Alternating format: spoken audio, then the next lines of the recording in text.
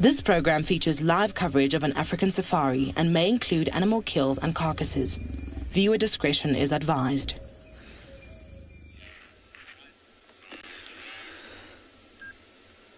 Big welcome to all our viewers. We're currently here at Ambient Ngala, and we're watching this elephant bull feeding. Now, it's been very interesting watching him this morning because there was a branch that was lying down over this tall, lush green grass. And he basically went, picked it up, moved it to the side, and then from there it made space so he can get to that lush green grass. And also now, just look at how selectively he picks the leaves off that looks like it might be one of the raisin bushes. How he's just carefully plucking it and then putting it into his mouth. But I would like to invite all the viewers, come and join us here on our live drive here in the African bush.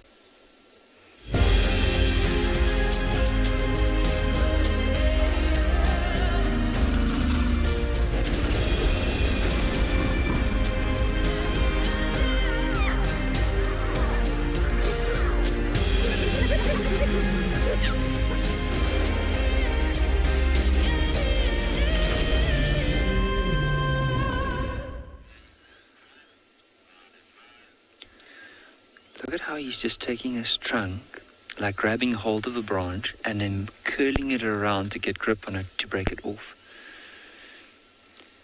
You can also see there's a bit of sleep in this elephant's eyes.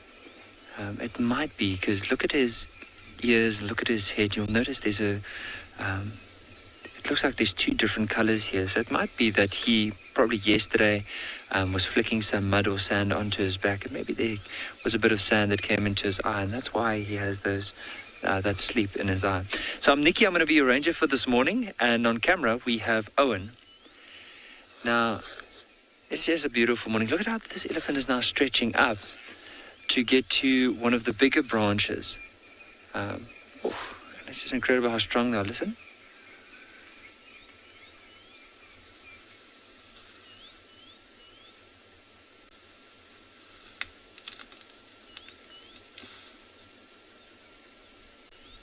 It's incredible how they use their tusks as tools, where he basically wrapped his trunk around that branch, brought it down, and then used that tusk of his to break it so that it can hang down lower and make it more easier for him to feed on.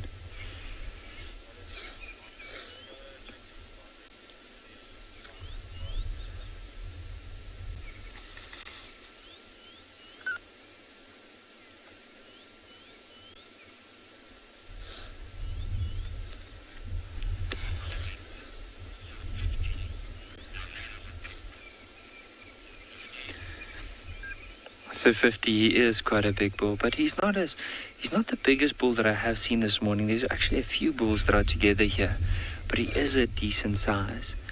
You can also notice his tusk, like the width of his, so see between his tusk, the width and the size of his trunk. So often the bigger bulls have quite a broad trunk, like at the base, and also their head is slightly bigger, but he is a decent sized bull.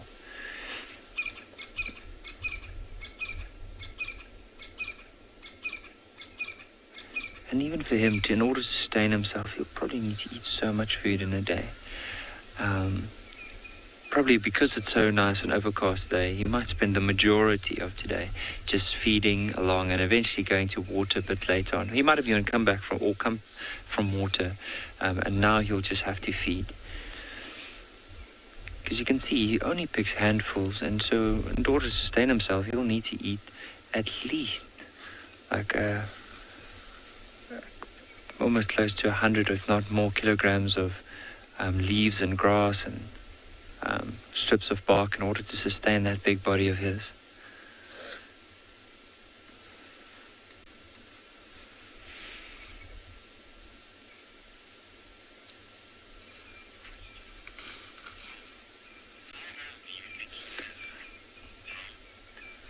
Tom, if I have to look at this elephant and just look at his shoulder height, the width of his trunk, like his overall just appearance, I would probably say he's close to maybe 35 years old, if that old. And it's only when a bull really gets to like 40, 45, when they, instead of growing up, they start like growing sideways, and so they become really, really big, and they pick up quite a bit of weight. So there is another elephant bull at the back there. So what I'm going to do is let's creep slowly forward. We don't want to go too close because of where this elephant is in relation to the other one, but we might get a glimpse of another elephant that's on that side. So let's just slowly creep forward. I can see the tusks through the trees. Now I'm just hoping we can get a glimpse.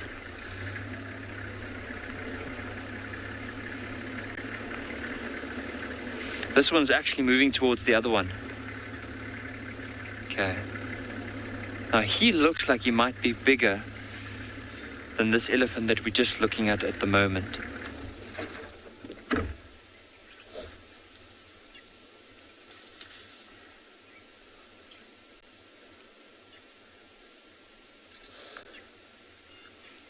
can also notice on him there's like this shade of red from his tusk all the way up to his head.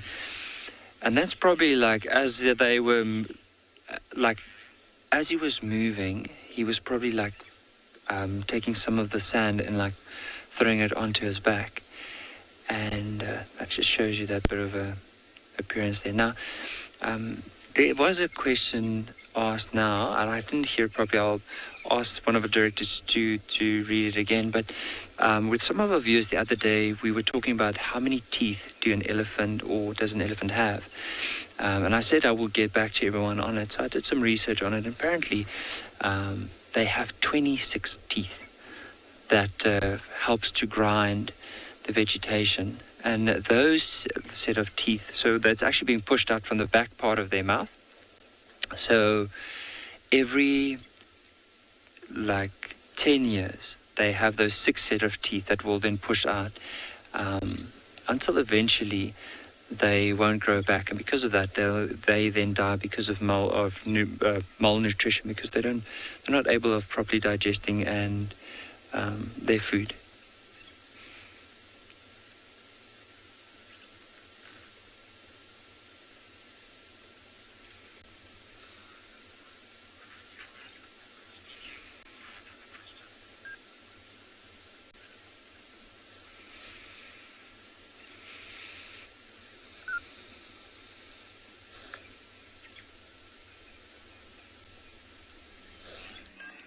Good morning, everyone, and welcome to Djuma, where it's nice and damp and very, very fresh because we did get rain last night. It's 19 degrees Celsius and 66 degrees Fahrenheit.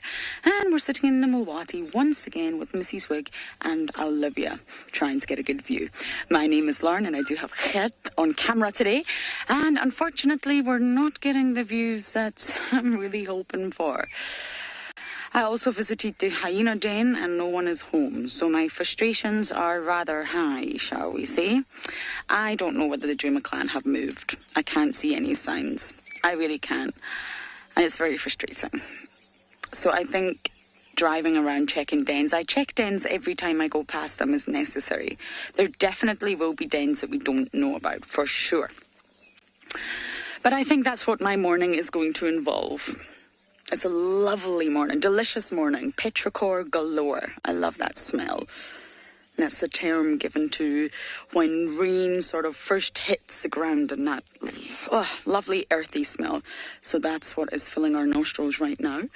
So we'll spend a little bit of time with Mrs. Wig here, just trying to get a view. There's no way that we can track the development of Olivia without seeing her. I mean, we can see 5% of her. But unfortunately, we need a complete view of the chick. So again, I'm just going to spend a little bit of time here. And then I think I really need to start checking the dens because I don't know where our hyenas have gone. And it's going to drive me crazy. And I don't believe it was Swazi we saw the other day. Can you believe it? I could have sworn I saw the EJ. He's got a really obvious EJ on his hip. Could have sworn I saw that. But clearly the heat was getting to my head that day. So I'm going to lose touch with these hyenas if I don't see them soon, and I know that many of you are missing them. So it may be a slightly quieter drive on my part, but what I will do is I'll just check all the den sites that we know of and try and look for signs of them. I did wonder whether they've maybe shifted slightly to become far more nocturnal, the cubs I'm talking about, because of the extraordinary heat we've been facing. Many animals do that. But alternatively, they just could have moved. So I think it's worth it. Let's check all the den sites. A termite mound check for the morning. But first, Mrs. Wig, you have to reveal Olivia to us. And this is also why I think she is the age that we first guessed her at and not older, because Mother is still very, very much with her 24 hours a day. Now, we can't account for nighttime, but I still definitely don't think she's older than the 2-week mark. Approaching it, yes.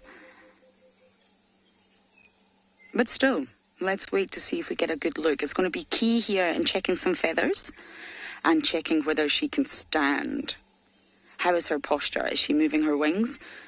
Is she just squatting, or is she actually able to stand on her own 2 feet? But Mrs. Wig, if you don't give us a view, then we're never going to know. It probably has been a chilly night, which is why Chick is tucked in, nice and cozy. It's always a joy to see Mrs. Wig, don't get me wrong, but of course, when she's here, we don't happen to get a view of that bundle of fluff under her wing.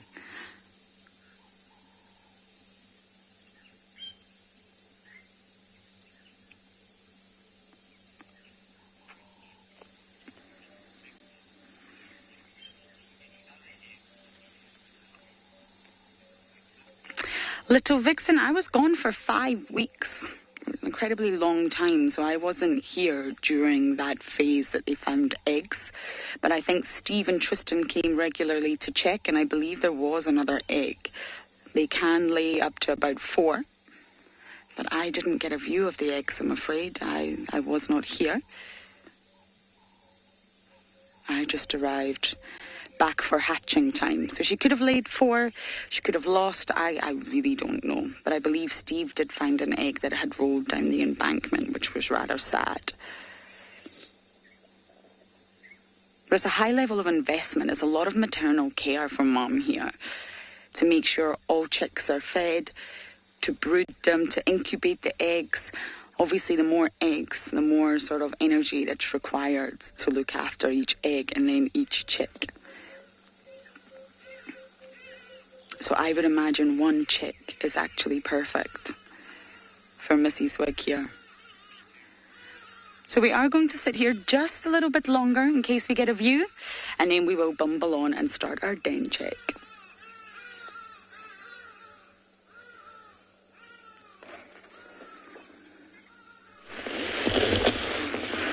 Good morning and welcome to this end of the sunrise safari. Up in the tree over there we have got what remains of the, well, very macabre but very fascinating scene we had yesterday of Kalamba killing this impala lamb. It's been eaten, bits of it have been eaten, it certainly hasn't been devoured, and I did see an adult impala quite close by here. So I'm not sure if Kalamba is still around. And it's not entirely unusual at this time of the year to find this kind of... It's alarming. She must be quite close by.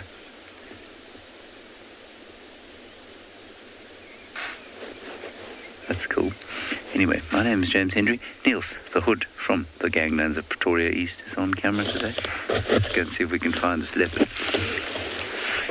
I suspect she's just ahead over here, or returning maybe to climb up the tree.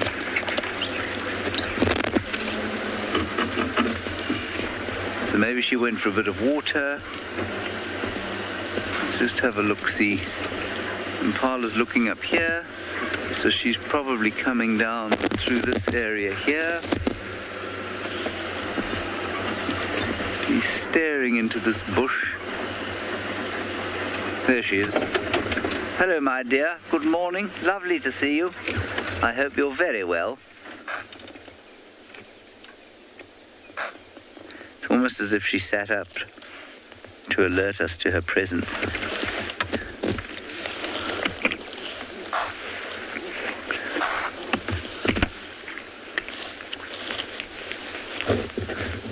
Well, check with Kaya.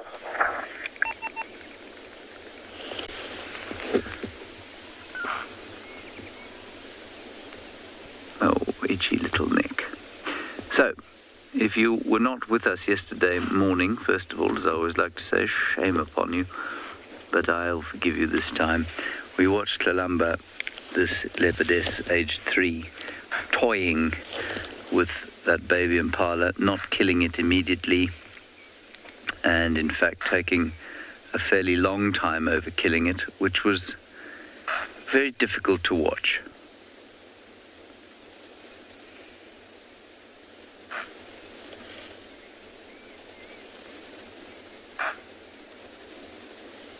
Now that tail is up in truce. She's indicating that she is not hunting.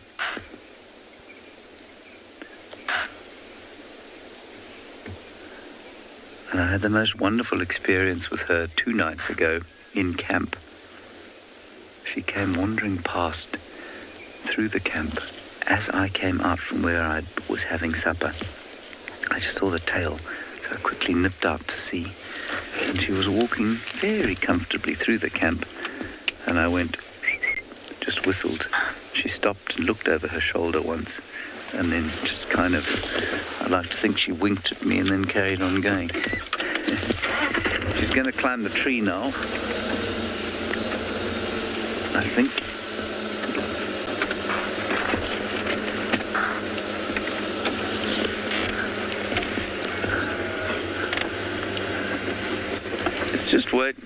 Let's just wait and see if she climbs the tree here.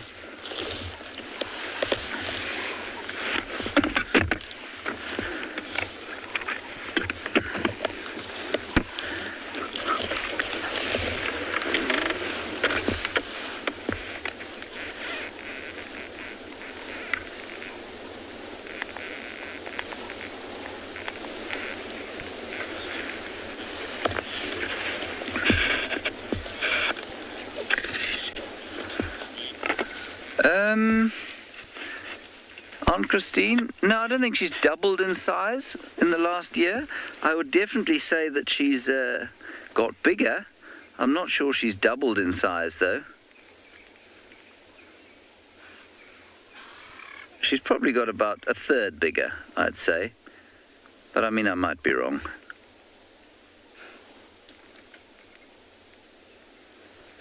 There we go. Up she is. It's so cool to see them climb. It's one of the really nice things that people enjoy watching. Climbing cats, for whatever reason.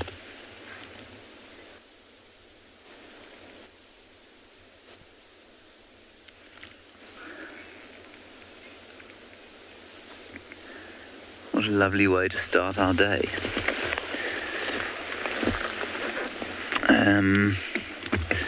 I think we should probably go a little closer. In fact, we probably don't need to go any closer. Yes, they do eat fish. We've seen them eating fish. We've seen them taking catfish in puddles sometimes. We've seen them eating catfish that have died at Chitwa Dam during the drought. So, yeah, no, definitely they eat fish. I don't know if you've heard of or seen that film called Savage Kingdom. It's a National Geographic film shot in Botswana, and they've got a wonderful scene. I think it's in the first season, maybe even be the first episode, of a leopardess catching enormous catfish in a puddle.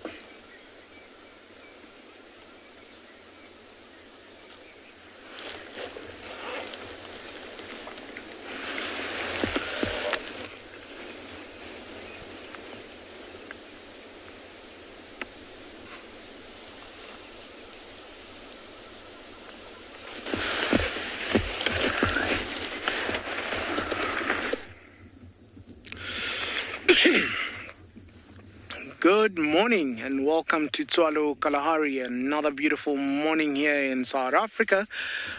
Temperatures starting on the high teens. My name is Obakeng, and behind the camera there we've got Dave doing a very excellent job there. Today we're going to be heading a little bit more to the west of the reserve. It's part of the reserve that we haven't really covered much, and we're really hoping for something a little bit different this morning, something we haven't really covered. Let's see what Mother Nature provides for us this morning, but I'm very, very hopeful. Let's see. We'll be probably hoping for something like a den side of some sort. Maybe if I'm taking a guess, I would say Cape foxes, maybe backyard foxes. You never know. Let's see what Mother Nature provides. Stick with us.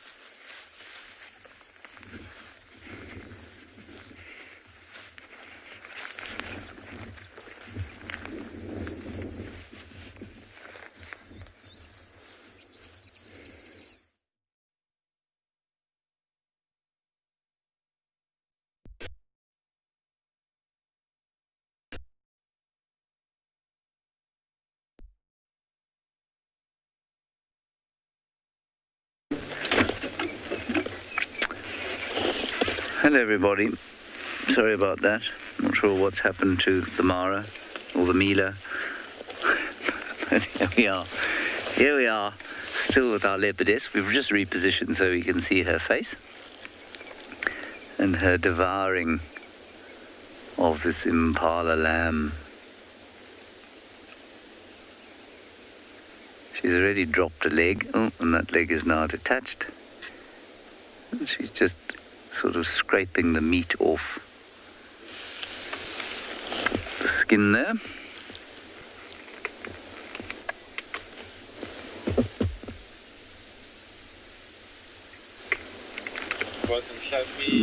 Bit of a crunching. Looked like from last night.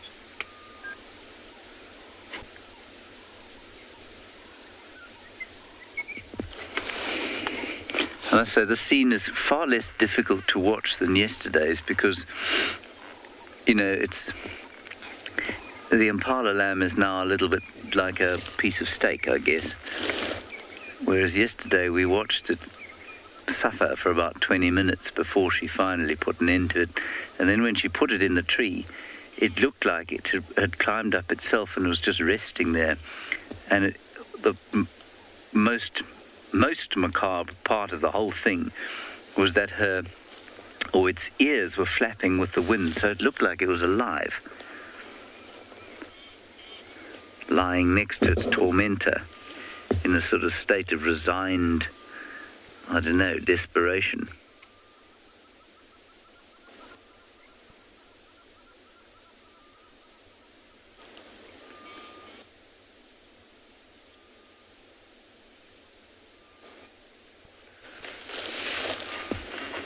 I don't know if anybody can try and sort of answer this for me, but I think that her mother has got quite yellow teeth. In fact, she's got very yellow teeth, definitely. And I don't know if that's just age or if it's genetics. You know, like some people have got yellower teeth than others. And I wonder if Tlalamba's teeth, when I look at her teeth versus Shidulu's, I wonder if there isn't some kind of genetic predisposition to yellowing of the teeth. Because I think her teeth they're certainly very beautiful teeth, but they're just not quite as pearly white as Shidulu's, I don't think. But maybe I'm just talking nonsense.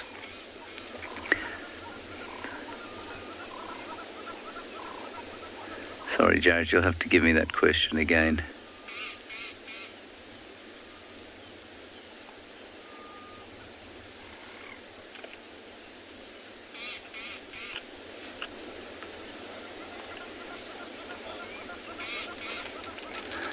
Graham, the leopard was licking the impala, I suspect, because it was preparing to eat. They often do that just before they eat, and then sometimes they'll even do it early on to take the fur off. But I don't think she did anything like that now. I think it was probably a bloodied piece of exposed flesh that she licked this morning.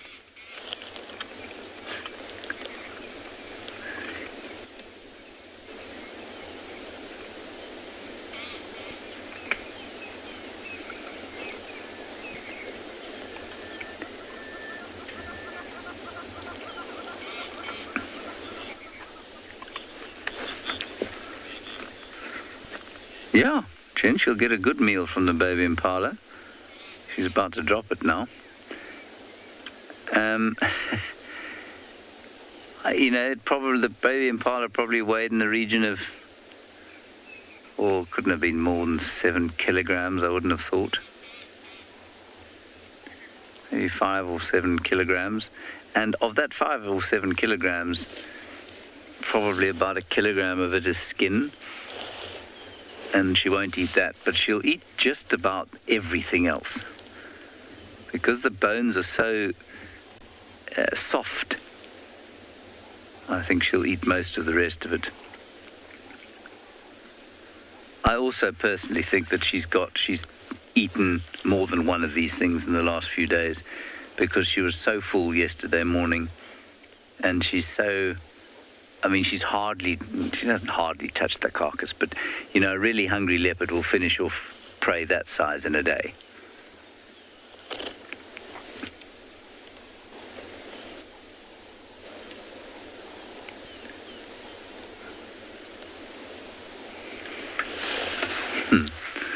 You can take that back up with you or eat it on the ground.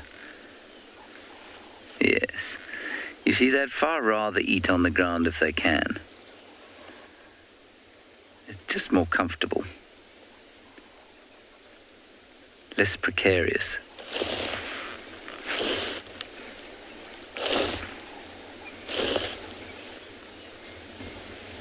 What can you see, my dear?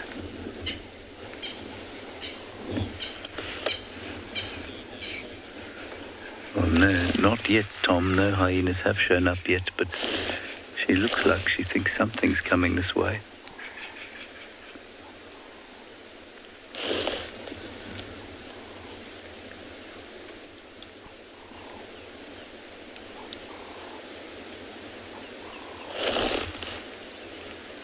We had a whole lot of alarm calling around here yesterday when she was in the tree. In fact, when she was not in the tree, when she was off sort of to the east of where she is now, so directly behind your picture. And we did not ever discover what it was that was causing the consternation with the impala. It couldn't have been her.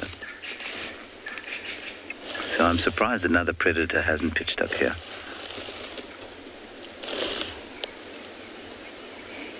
I guess also the smell of the impala will be negligible because it's been in pretty cool weather, and so, it's not sort of hasn't ripened in the sun.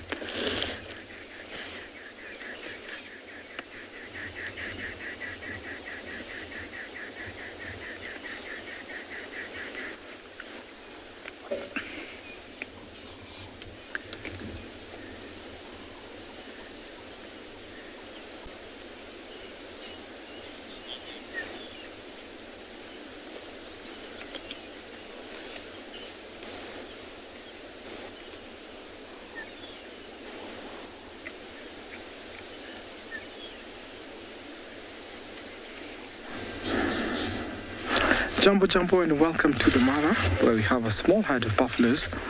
My name is Tim, and behind camera we have Big James. Now this small herd here is enjoying the sun because yesterday it rained a little bit. We had some showers at night. So about 16 degrees Celsius, 61 degrees Fahrenheit. The number of herd actually fluctuates depending on social or environmental factors. You find that during the dry season, big mass or big herds of buffaloes will gather at water points and even across the savannah. And sometimes when they have young calves, the numbers sometimes can fluctuate. So this small herd here looks like a small breeding herd. I can see one big bull actually on the right, because buffaloes actually are bulk grazers. They eat a lot of grass, and sometimes when there's no grass, you find that they will be browsing on leaves and twigs. So it doesn't really matter whether there's grass or not. But the good thing is there's lots of moisture or water in the grass, so they get to enjoy that. You see them most of the time early in the morning when they're feeding, and then in the mid-morning or maybe late afternoon, they take time to rest. They also drink water twice in a day. You find that in the morning they'll go out to drink. We're not far from a little stream that feeds the Mara River. And beyond the bushland there, the tree line, that's where the little stream is. And I think that they seem like they're heading that direction. But since there's lots of water in the grass, I'm sure they have adequate water supply at the moment. Oxpeckers doing their cleaning job. Very, very nice morning.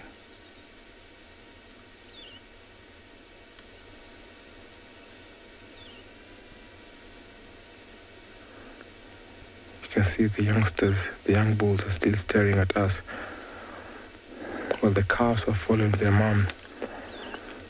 Cattle egrets starting to show up.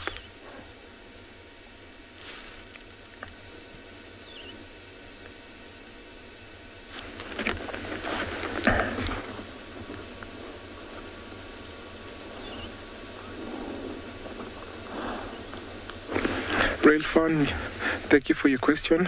Yes, the flies are bothering them. That's why you can see them flapping their ears continually and their tails swinging and swishing off those flies.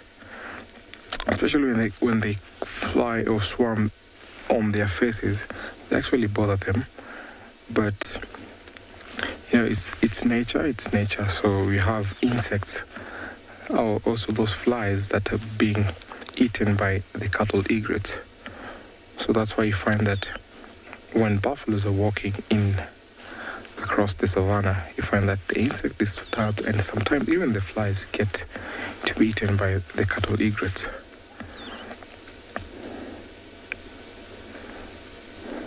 But some of what you can see flying amongst the buffalo are what we call the alates. Alates are the reproductive insects from either termites or ants, but those are alates from the ants.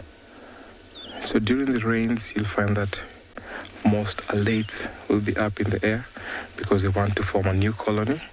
So the male will fly up and release a chemical component called pheromone, and where they'll attract a female and where they'll come and mate and begin starting a new colony. So we have flies and we have the alates, which are flying just not far from where we are. Actually, you can see them swarming across the screen. Those are the alates.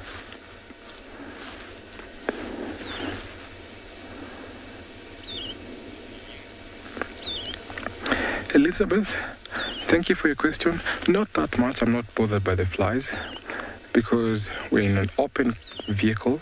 So when I'm driving off, you find that the wind blows them off in all directions. You can see it's all open.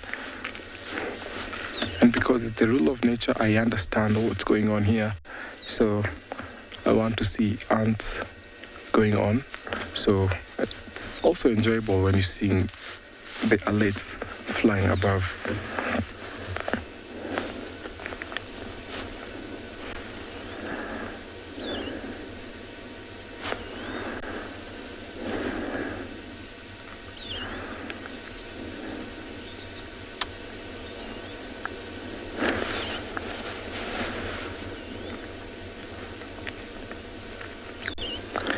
What a nice morning to wake up into a very small herd. So I might head off to find something else as I take you over to another live location.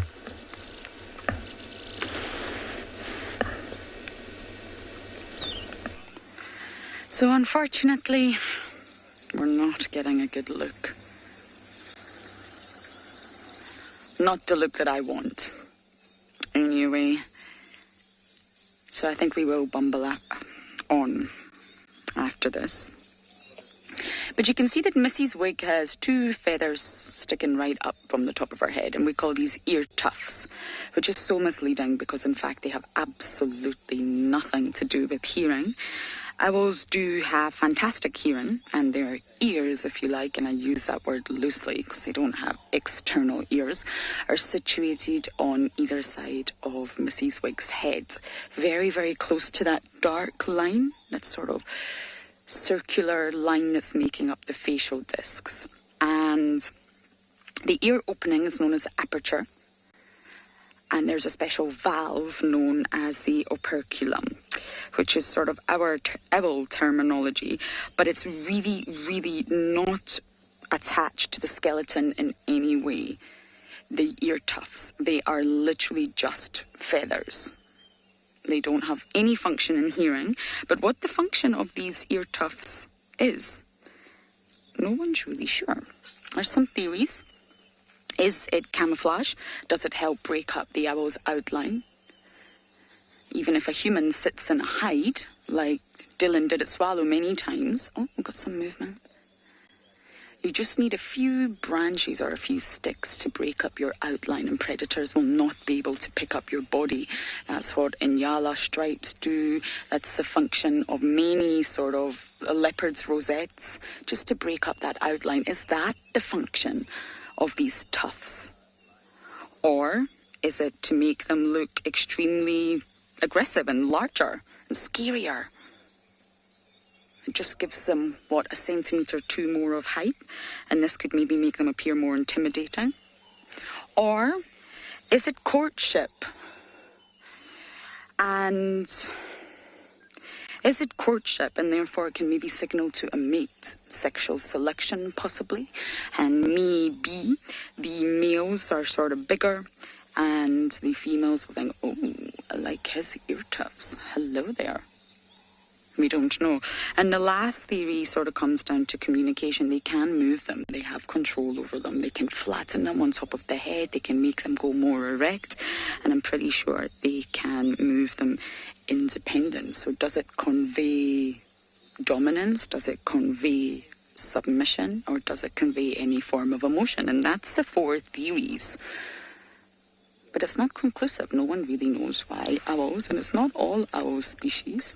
I think it's like 50 species that have the ear tufts.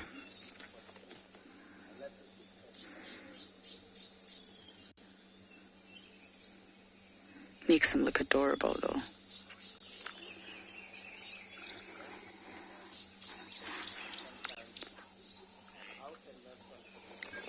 Ray, I think that name was. I hope I got that right. You're asking about these owl predators. Of course, they are predators themselves. Oops. But you are asking who the predators are. And for the spotted eagle owl, the sort of main predators would be other birds of prey. Now, you can actually classify an owl as a raptor because they use their talons, but other larger raptors would absolutely go for these spotted eagle owls. Now, in saying that, if a leopard, if Miss Kalamba walked along the Mulwati and spotted, she was absolutely attempt to go for the owl. And the chick, so would lions, so would hyenas. But of course, because they can fly, then they most likely would not be successful in that attempt. So your sort of terrestrial predators would, and snakes. Snakes would be a big risk for these owls as well. They would sneak up and try to catch these owls. So they've got quite a range of predators. And that's why she's camouflaged, she's tucked away in the vegetation, she's roosting. She's got to make sure that she doesn't get seen by any of these predators. During the day, of course. Oh, Olivia. So we are going to leave now. There's other vehicles that want a view of this gorgeous owl, and we'll start checking the dens for hyenas.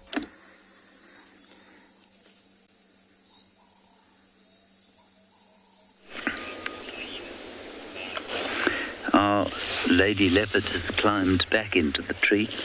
She came down, ate for a while, as you saw, then she fiddled about on the ground and then went back up and decided to make a good hard effort at the inside. Now that is the rear end of our impala, or her impala, it's definitely not ours, and I think that she's eaten out the nutritious internal organs, and I suppose that there's not a lot of flesh there because it is a very young animal, 2 days old or so.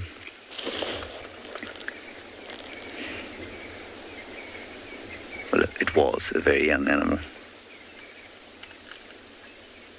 It is soon going to return to the nutrients from which it was constituted, I suppose.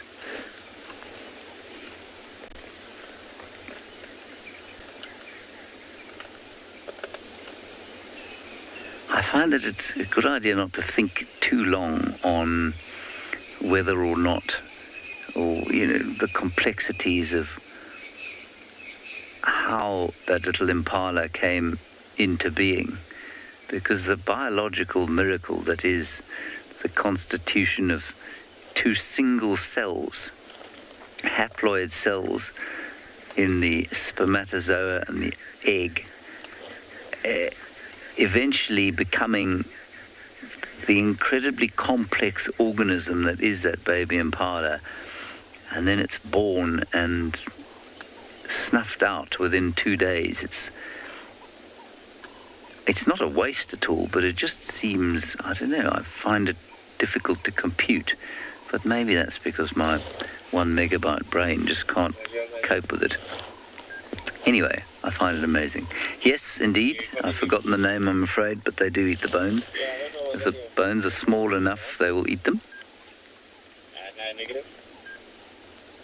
Yeah, I would like to follow up with telemetry track. Where are you at the moment? Which location?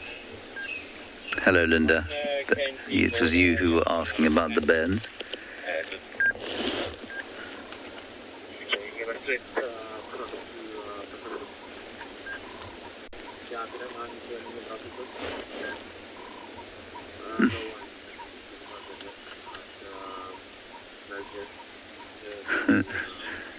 Yum, yum.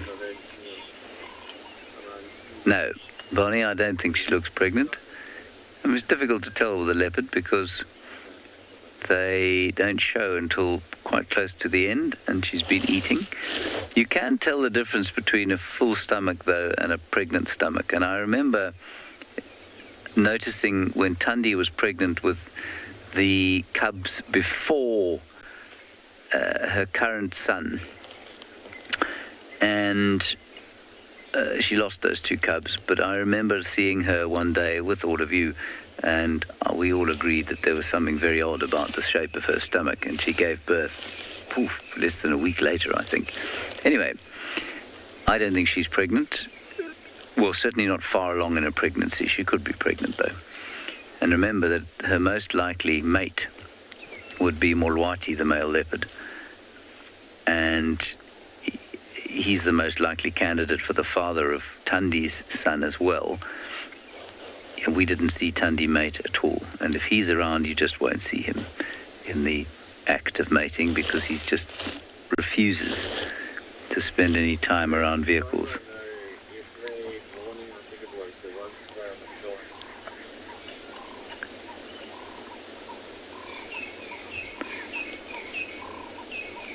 I think the other interesting thing is that, well, the interesting thing about Molwati, her potential consort, is that I assumed he'd come from the Kruger, where he hadn't experienced vehicles, and I was corrected by Michael Fleetwood and a few others who said that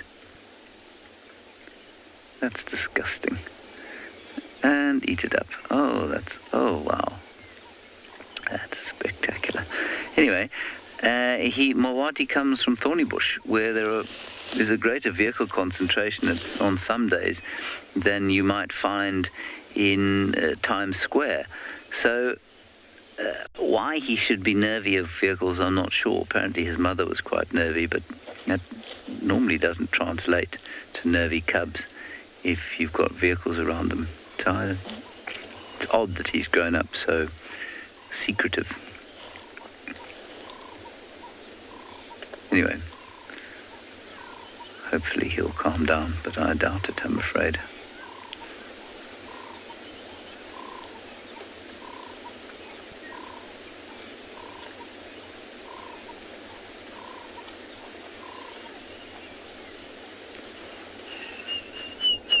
It's a lovely morning. Gentle bird song, not an exuberant chorus. Couple of hardy-dars, Diederik's cuckoos.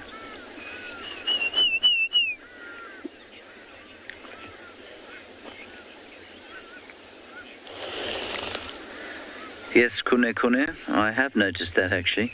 It's, unless they're mating, of course, in which case there is no social distancing, but leopards are a perfect example of how to behave during a pandemic. They do not spend any time partying in close confinement with each other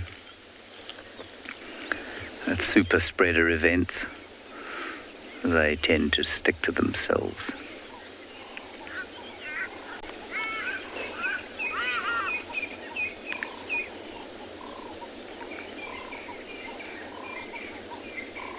And now, what is your plan, Missy? Are you going to have a jump?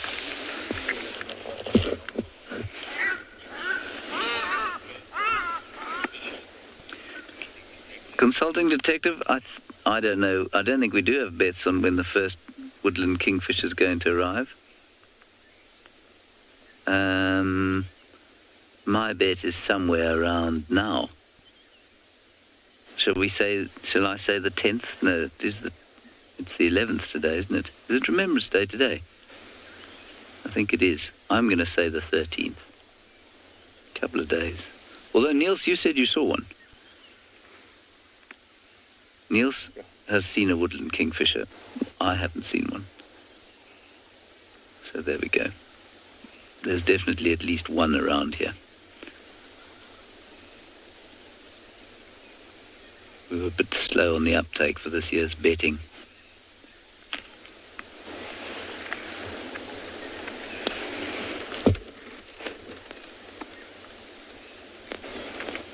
Now she's going to do another little jump for us. Will you be doing another jump, Chalam?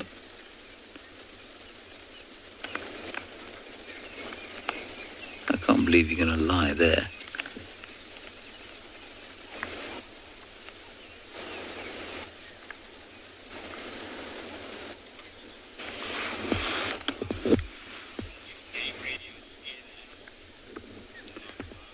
No, weather gone wild. I don't think the game drive radio scares the animals. I hope it doesn't.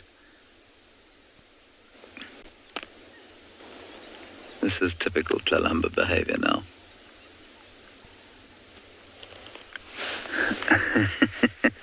That is a hell of a leap. I'm most impressed.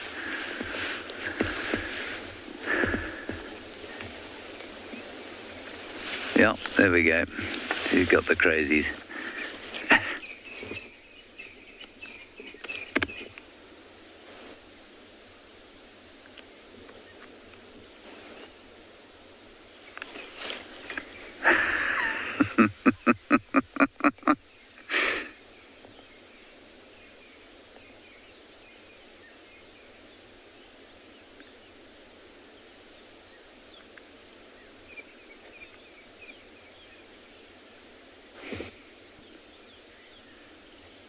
Not from a great height, but I have seen leopards fall out of trees, and I've seen videos of leopards falling out of trees from great heights, normally when they're fighting with each other. But it's unlikely that she'd fall from there. It's not impossible.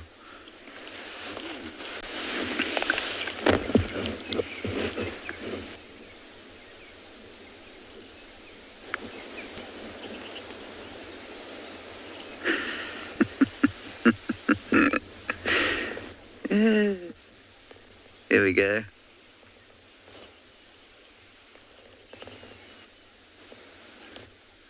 That's fine. No, there. Oh, she nearly fell out. This is unbelievable. It's wonderful.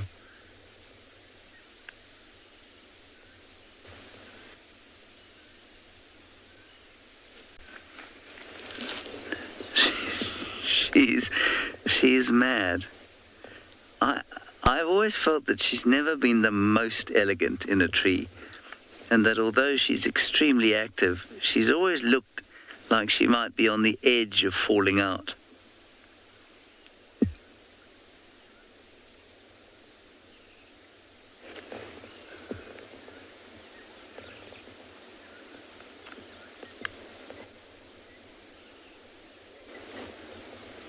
Hosanna, who many of you will know, who is her, what is Hosanna to her? Her cousin. Hosanna's her cousin. And he, her uncle. Hosanna was, I would say, pretty inelegant in a tree.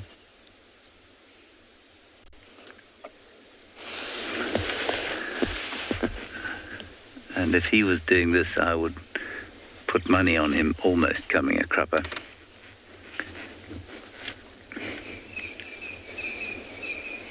I mean, there is no purpose to this other than for fun.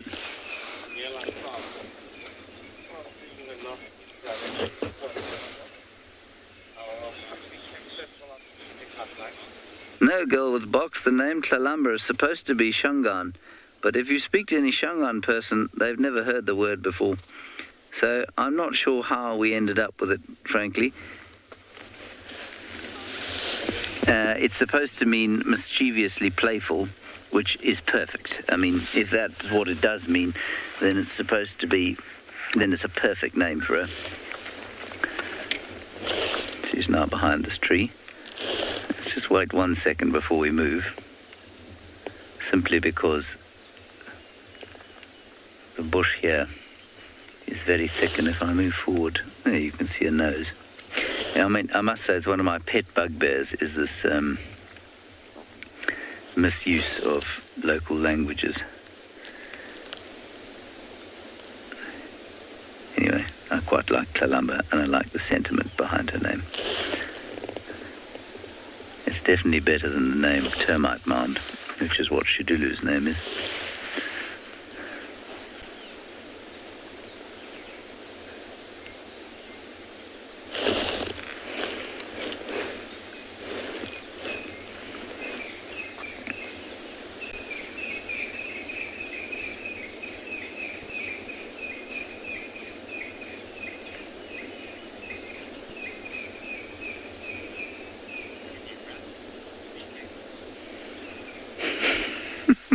So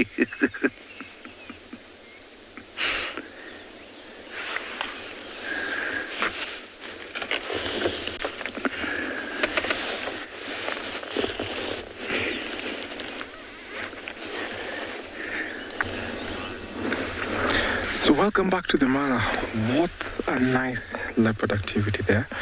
So I come across here a spotted hyena sunning. I like the way the sun is shining on his mane.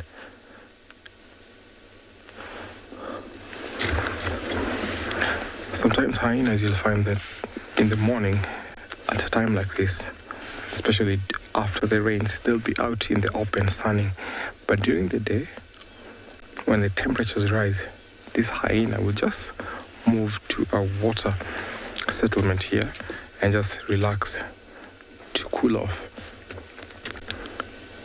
I don't know where the clan members are. So this hyena belongs to the Ololo clan. We're not far from the Ololo.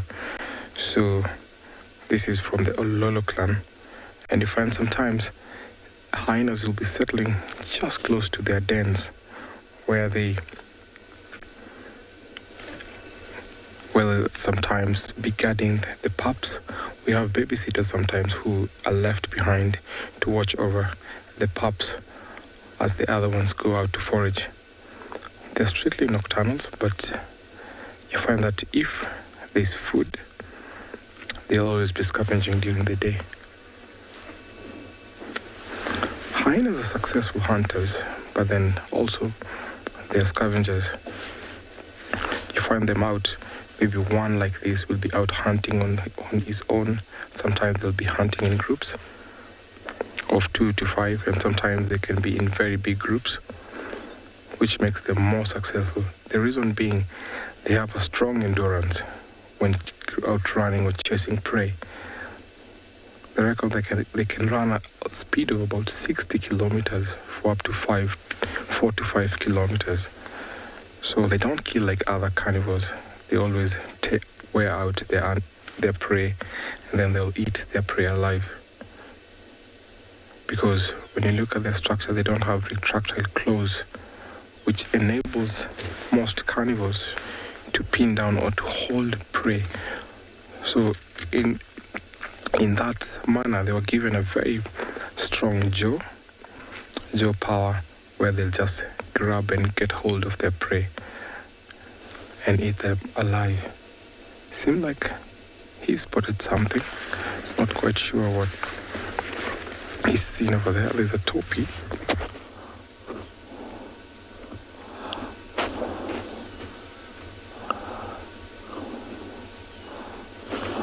Or maybe he got some sounds coming from that direction. There's a lone buffalo.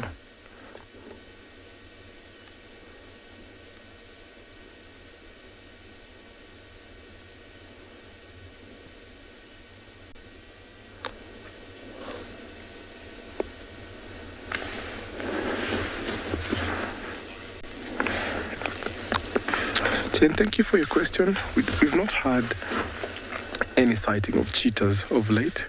So the last time I saw cheetah was about 3 weeks ago.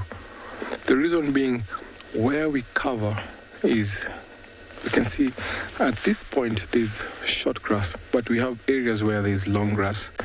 And sometimes cheetahs will move with the herds.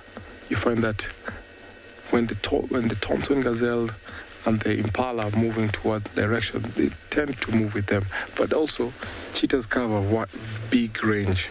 So they can cover about 1,500 square kilometers.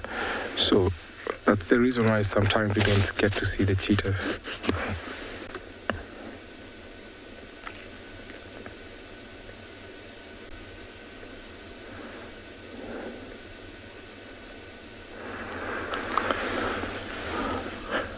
Still watching over the topi. Not quite sure whether he wants to go there or not. Very intelligent animals.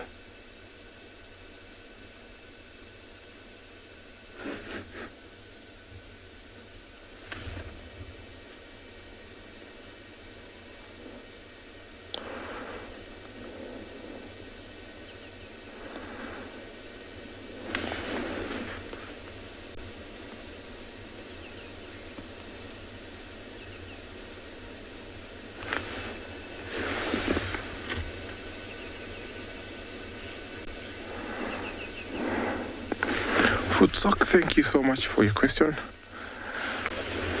Because animals have instincts, they have senses. Definitely, they also feel pain, like us humans, but they don't display the pain that they feel just like us.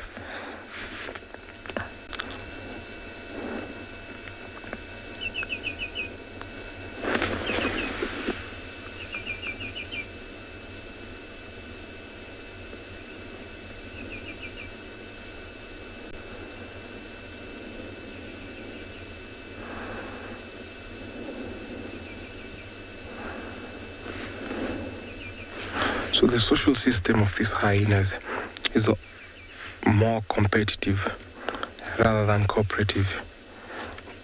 You find that to get access to the kills that they have to go through a hierarchy. You find that the ones that eat first are the dominant alpha female, and then the subordinates who get to eat next. And it's funny that females only provide for their own rather than assist each other. But you find that in lions, when lions have cubs, so each member will actually nurse another one's cub. But in hyenas, it's totally opposite. You find that each hyena will actually nurse their pup. They'll always walk back to the den and regurgitate food to their pups for them to eat. So most of the time you find that in a hyena den you'll find scraps of bones scattered all over. It's because they always bring food back to their dens.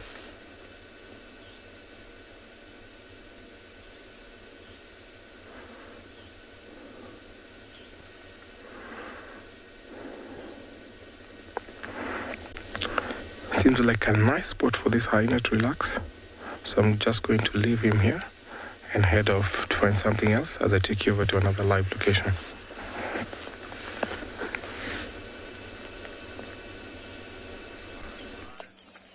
We've came across a gorgeous feeding herd of elephants.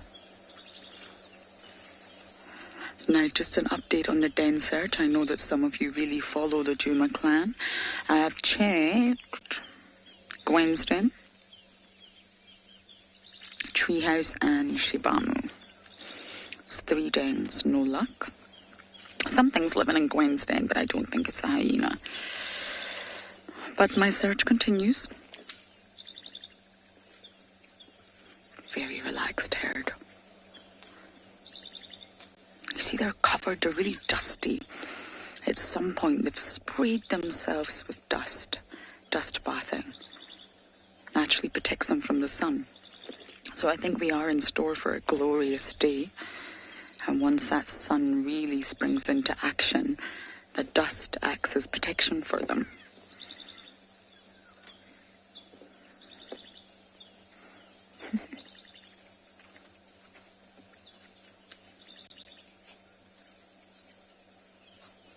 Now, we were talking about the matriarch yesterday because it's really important you don't assume.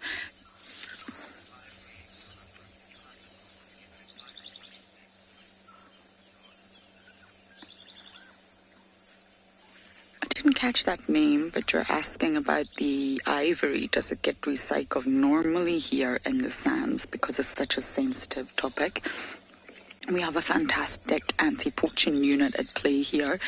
Normally, any ivory that is found or spotted from a dead elephant, or even if you come across a broken tusk. Hello, Mama. You're an old girl, aren't you?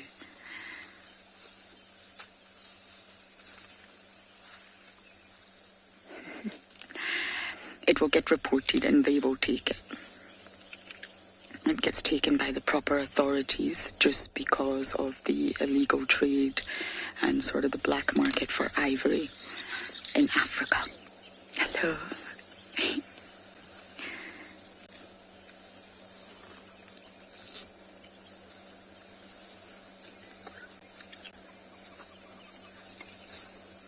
She's very close to She's feeding though.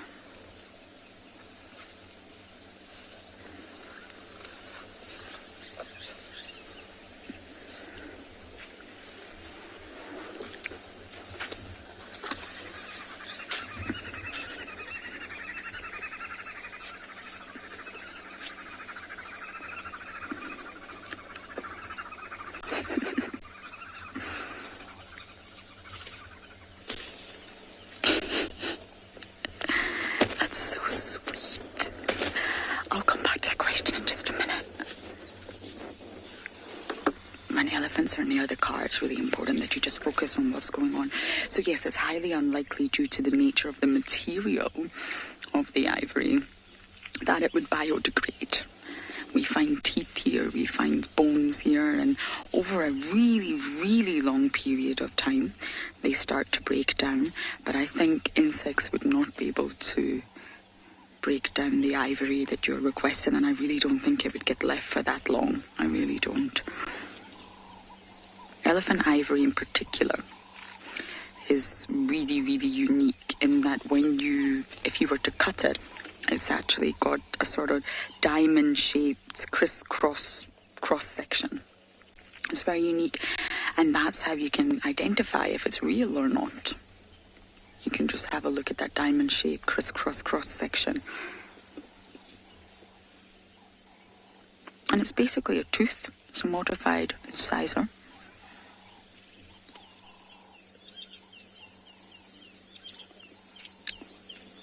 So the visible part that we can see is made from dentine, which you should be familiar with because it's what our teeth are also made from.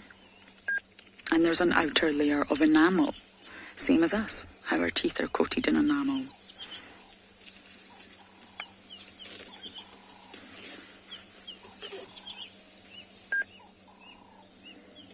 But if I was to find a tusk right now on the ground, I would have to report it. I wouldn't be able to collect it and take it, even if it was just for showing the viewers or sort of as an artifact. I would have to report it immediately to our anti-poaching unit.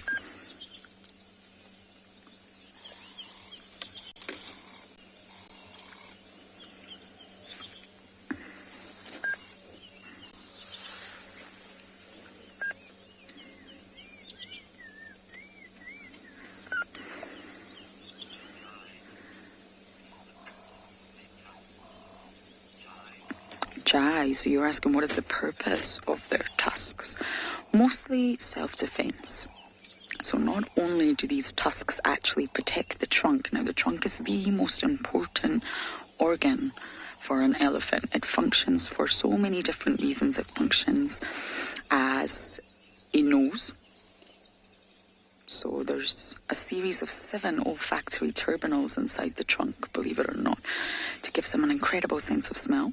It functions as a snorkel when they're in water. We all know elephants love water. It functions as a straw, allows them to drink. They also use it extensively in communication. It's really, really important for an elephant. So the tusks actually protect the trunk, believe it or not. But it's also used in self-defense.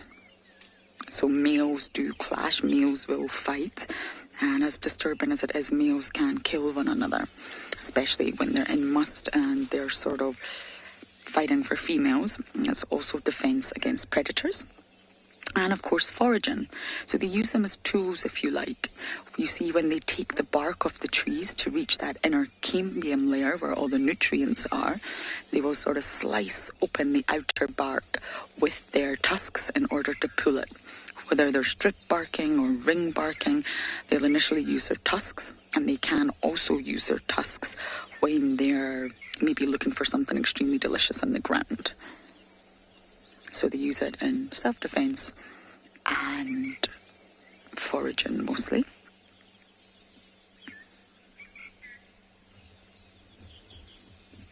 But they say that the older bulls sort of start to use their tusks less because their competitive spirit and nature dies down.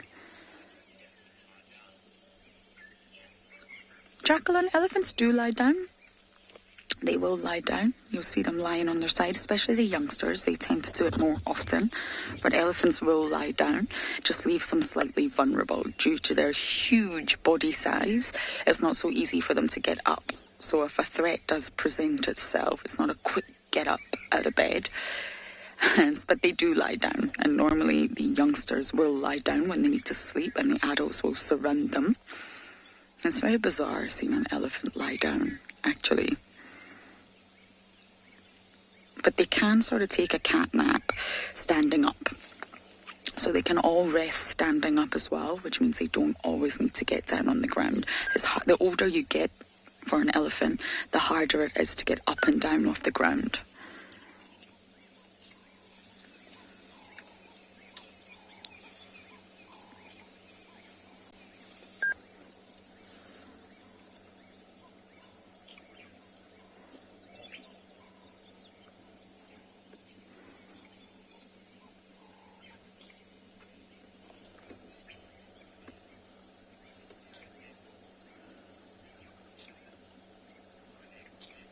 Kune, yes, absolutely. One side is more dominant, and you can normally identify it in a slightly older elephant, maybe not a youngster, by the tusk that's the shortest, because that means it's using that tusk more, and we call that the master tusker.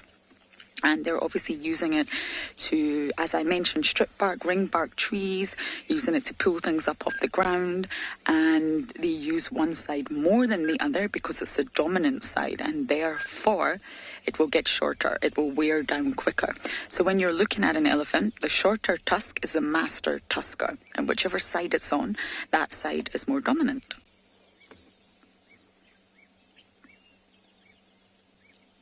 Unfortunately, we've lost our views now. They've gone deep into the thicket here.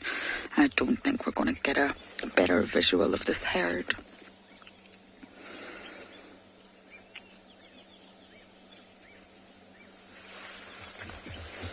So our den search continues.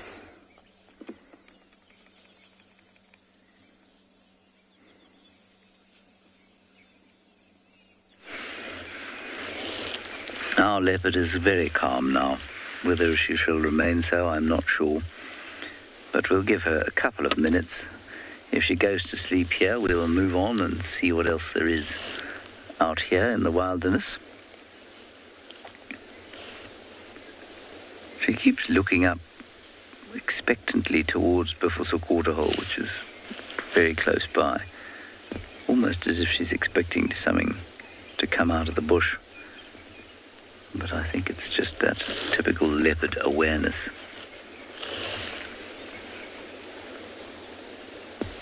Yeah, it's because there's squirrels alarm calling there. But squirrels are notoriously false.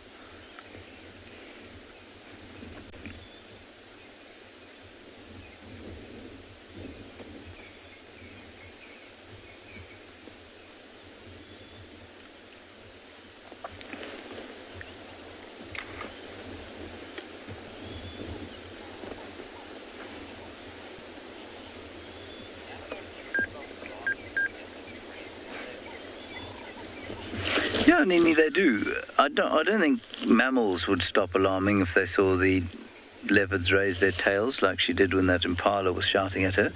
But I've definitely heard birds quieten down when they lift their tails like that. So there'll be a huge kind of conflagration of birds coming to investigate what's going on. And she'll stick a tail up and it'll die down to one or two sort of stragglers, angry stragglers. So it definitely does make a difference. They all do it. And I don't think they would if it wasn't kind of worthwhile, if you know what I mean.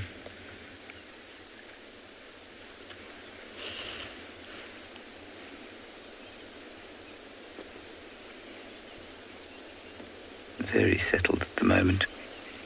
I think that if something came past in the form of a herd of impala and there were some babies there, one of them would be subjected to the same fate that this poor chap has been.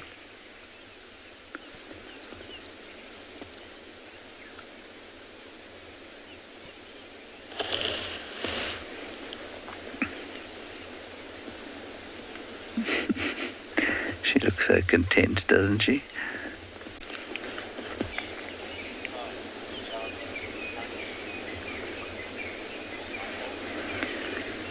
Michael, I don't know.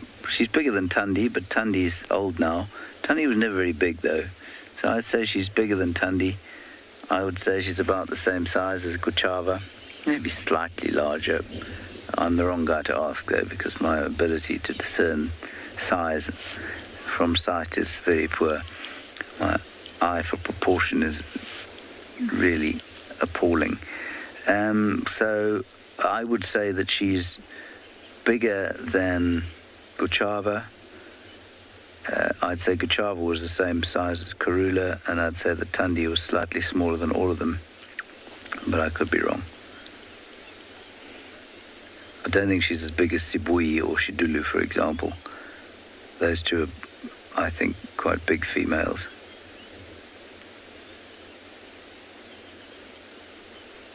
I'd love to put them on a scale and check whether our impressions of that are correct. You'd probably find that they're way out.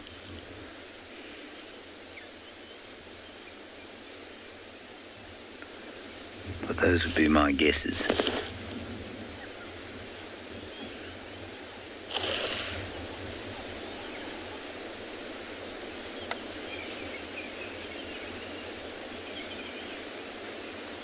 Oh, so sleepy.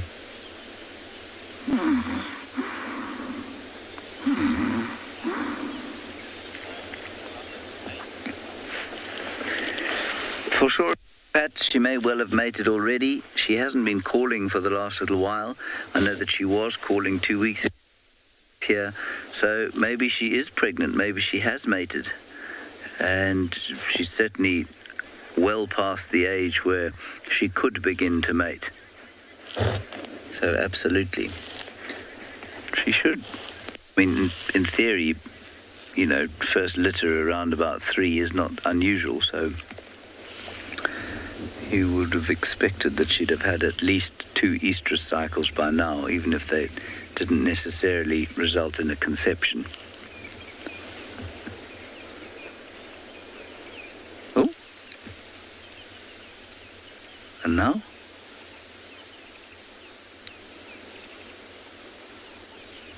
I think something bitter on the butt. I don't think there's anything there.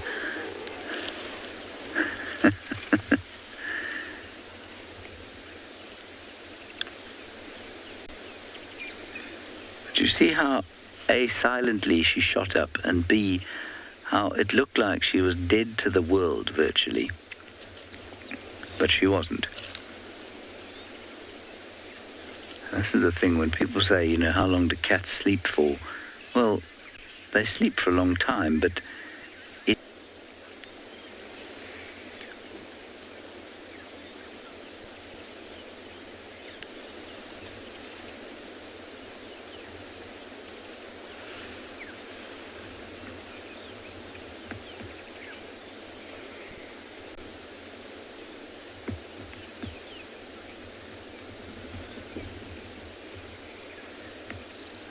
I'm half tempted to move, but I don't know what she's going to do. Let's just give her 1 minute before we decide. I suspect she's going to lie down there. This has got lie down and go to sleep written all over it. Although, this is Tlalamba.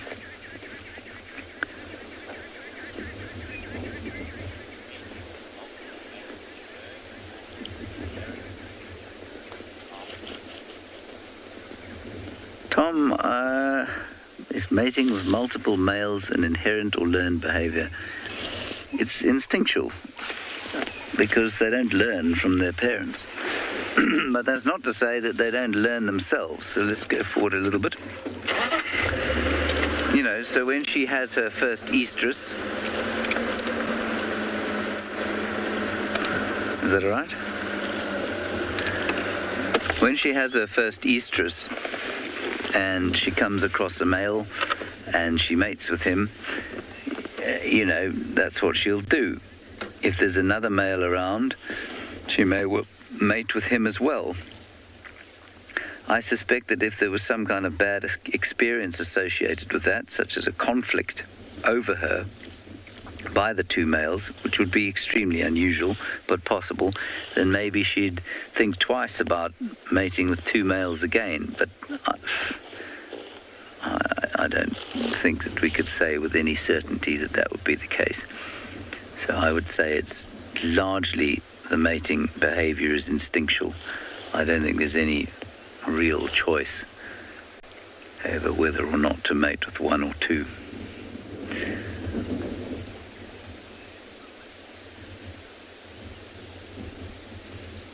Remember, when we say learned behavior, we don't necessarily mean learned from parents. So it could easily be learned from her experience. And in fact, most of what she learns will come from experience. Her hunting learning is self-taught. And all leopards will have a different experience of hunting. And that's why they will all use slightly different techniques from time to time. So although the actual instinct to hunt is, inherent, it's genetic, it is honed through self-learning, but not through the learning from being taught. That is all I have to say on that subject.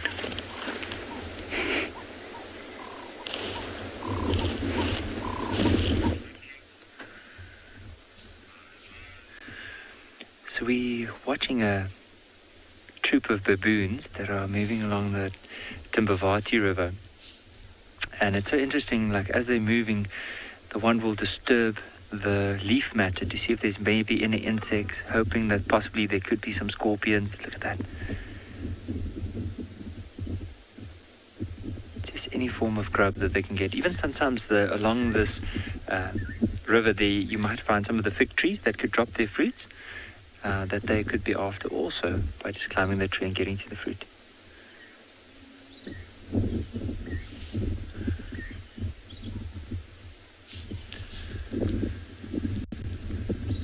So there are a few more baboons coming along to the right, but look at this one as well. See how it's just scratching, trying to see if there's any breakfast for the morning. I just love watching a troop of baboons and seeing the interaction amongst the different members, as well as how they go about too, especially early in the morning like this, look for breakfast.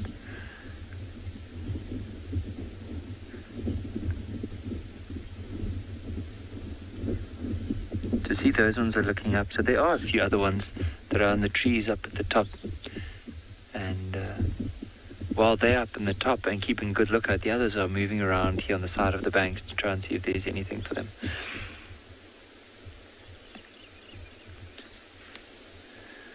Just trying to point out, but it is hard because of that one and how it moved in behind those branches. But look at these ones that are coming down in the river.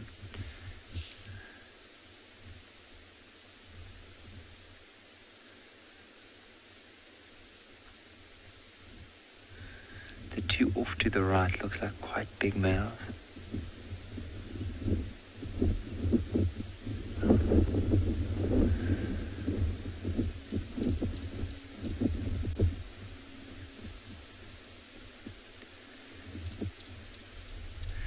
So right in front of him is a Hyena ibis, that bird with the long beak. It's a proper, so it's just going and pushing its bill into the sand to try and look for little insects. Maybe there could be some small frogs or something there for it to go to.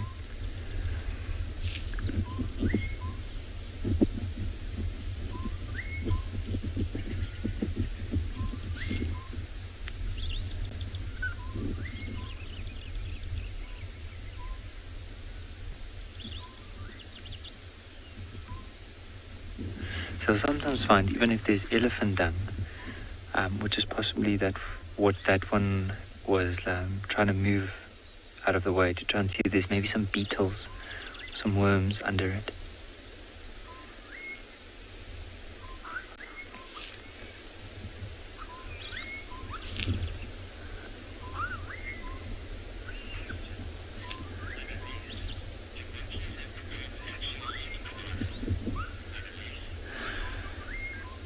Annalise, they do. if there is an opportunity for them to get, and especially if they can get bananas, they love it. Now, I've heard a story before. I don't know how true this is, but I remember one of my friends sharing it with me.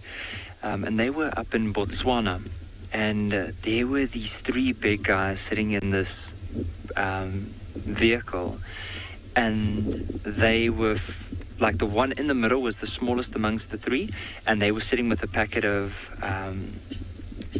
bananas and eating the bananas. And the next moment, as this massive baboon came around, walking towards the vehicle, and of course all three of them were inside. The windows were halfway down, and this baboon picked up that there was some bananas inside, but of course the bigger guy was like, oh, it's a baboon, try to tease it, whatever. And anyway, this baboon climbed into the vehicle to get to the bananas, and eventually everyone just ran out of the vehicle, and it was just this baboon sitting right in the middle of this vehicle, feeding off the bananas inside of it. It was such a story, the way that he told it. But they do love it if they can get their hands on it. I've seen vervet monkeys as well. If they do find some banana or any fruit, they absolutely love it.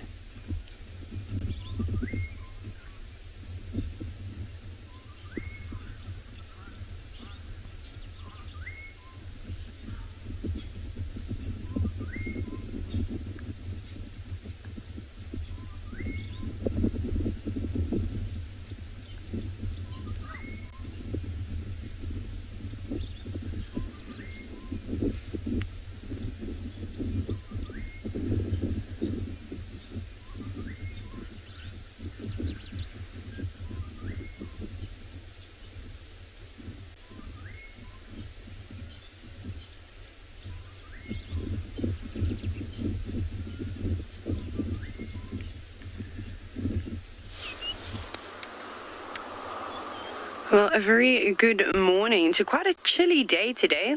Nice little breeze, and of course the elephant feeding amongst all the vegetation, which is not really a surprising scene to see here at Pridelands. My name is Taylor McCurdy, and on camera with me today is BK. Like I said, we're here at Pridelands Conservancy, which is part of Tswalu Game Reserve and the Greater Kruger National Park. And we are watching a very cheeky elephant who came over to the car and tried to sass us just a moment ago. He even stood on a fallen log or a fallen tree, try and make himself look much bigger, but then he got scared and he ran away and he took his frustrations out on said tree over there. So now he's sulking, as young elephant bulls do. I reckon he's just going to come around and try his nonsense with us again. He did a very, very good job this morning of doing perfect, textbook displacement behavior. Basically where he was pretending to feed, but he was feeding, and he ate and ate, and then he'd stop like he's doing now. So he's behind all the trees, and eventually he'd get closer and closer, making you think that everything is fine and hunky-dory and that there's no problems. And he positioned himself in such a perfect spot. It was actually so funny. And then how he then put his two front feet up on this tree that had fallen over and stood right above us, showing how big and scary he is. He's not big and scary though. He's a young elephant bull that's really just trying to assert his dominance over anything and anyone, and we happen to be that thing today. So I have no doubt that he will, in the next 5 minutes, be up at the car again. I think it's going to be a little game for him. It is an exciting experience, especially to be able to be so up close and personal with these giants, but it's also very important that we must remember that we must respect them. Obviously with these young bulls, they really do try to test the waters and get a bit closer than most, and then it is important to stand your ground. Of course every situation is different, but let's see if he does what I said he did. I think he's going to come around to my side. See, look, walking over, pretending, yeah, everything's fine. We could see you, and I know that you're there, and you've already done this to me. I've forgotten. I might have the memory of a goldfish, but I do remember what he just did to me 2 seconds ago. See, blown out of his trunk now, all those leaves. He's slowly starting to flare his ears, and he'll feed right it's up in front of the car. We're basically behind a sandpaper raisin at the moment. I'm not worried. I'm not scared. What's happened to you? Why have you got green all over your face now? Maybe he's saying you won't like me when I'm angry and is slowly turning into the Hulk. Hey, you see that? Excuse me? That is unacceptable behavior. So he's very brave by standing behind. Hey, if you get ugly, it's unnecessary what you're doing. You can see he's basically throwing a temper tantrum. This was me at 3 years old when I couldn't get an ice cream. Well, maybe even now at 28, can't get an ice cream, I'd probably still do the same thing. So essentially what he's doing is he, as you saw, snuck up, tried to pretend that he was feeding around us, right to the front of the car. He jolted forward. He wasn't actually moving his body. He was just flicking his head at us, hoping that would be enough of an intimidation. And I'm sure you heard the little trumpet that he came off to. I think that's out of sheer frustration that I am not moving away from him. But in a situation like that, you must stand your ground. I clapped a little bit there, not that did much. I think he's been clapped and shouted at before, but you can tap the side of your car. You can do different things. You can sit there quietly as well. But if you do sit there quietly, just know that he's going to tower right over the top of you. And I don't like it when they get that close. It's just a little bit too uncomfortable for me personally, but each to their own. Every guide's got their own techniques, of course. But if I were to have reversed away in great panic, it would have caused much drama, because then this elephant would have won and realized that he can indeed bully the cars, which we don't want. That is how problem elephants start. The other thing that you maybe could have done is just turned your car on, just switch the engine on, and I reckon that he probably would have taken a few steps back. Not even revving or anything, just starting the car. So now he's sulking again, and he's going to eat over there. He's still watching us, though. You'll see every now and then he turns subtly towards us. He looks like over his shoulder. And this is such a great learning technique, young elephant bulls, for our students that we have here at Eco Training. Of course, these are the animals that you need to learn how to behave around, and the vehicles are the ones that can turn a car over literally without blinking.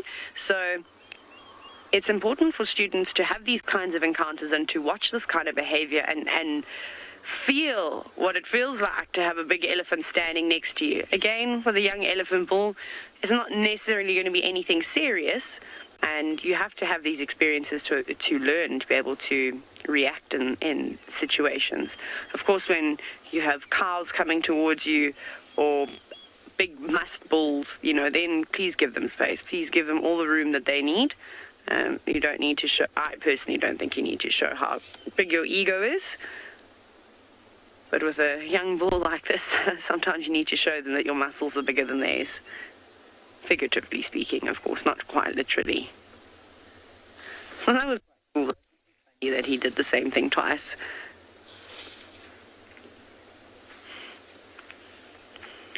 Good morning, Kelly. I think that this elephant bull is probably around 18 years old or so, somewhere around there. I don't think he's particularly old. He's not that tall.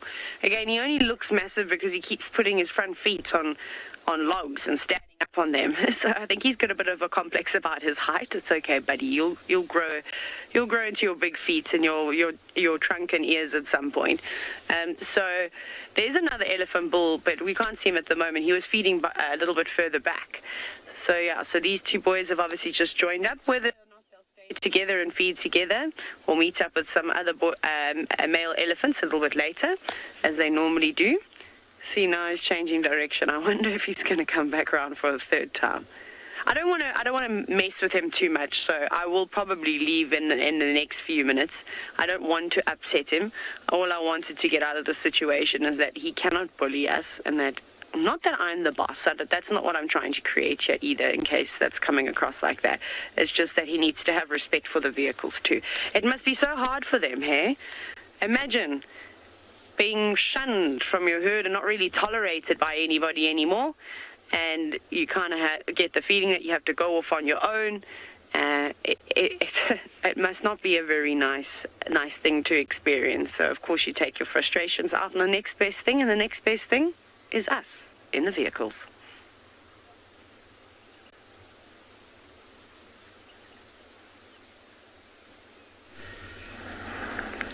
always like when watching elephants, and especially when they get close to the vehicle. Now here we're just close to the hippos, yeah? We're just close to our vehicle. Very isolated pool. I find that in droughts, hippos park together in the remaining water. Under these crowded conditions, sometimes fights become more common. If the losers are not killed, they're driven out of the pool and have little chance of survival. They appear to have moved from a long distance to find such new pools. But you find that it's close to the Mara River, a bit like, let's say, a kilometer or two. It seems like one bull here was ousted out of the river. You can see his marks on the body. And then a few females came to join him, so there's about 4. So one dominant bull. Though this is not very big enough to host maybe 10 or 20, but sometimes you find these little pools can harbor about more than 15 hippos.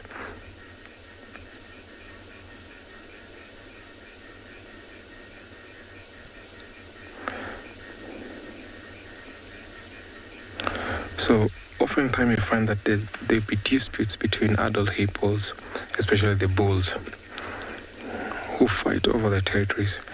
And after they fight over their territories, that is what makes them walk long distances to find these kind of pools. So these guys have to spend the rest of the day submerged in waters. And because when they're out on land, they overheat their body because they don't have sweat glands. But the good thing, they have a kind of gland that they always omit on their body, on their skin, which is called the hyposudoric acid, that helps them to protect them from the sun.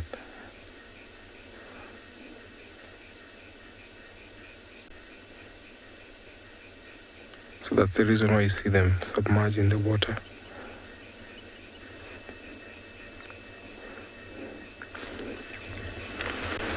Over in the distance, that's the marsh. That's where elephants and other herbivores will come during the day to eat and forage, drink, and then head back to their respective places, and then leaving these hippos here.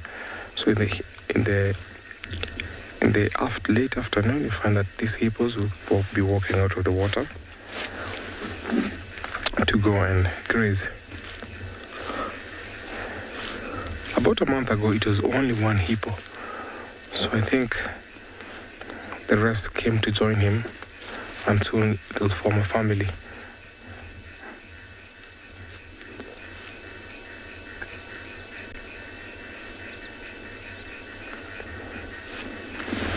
This is a very, very nice area to settle, especially if no one is fighting you off.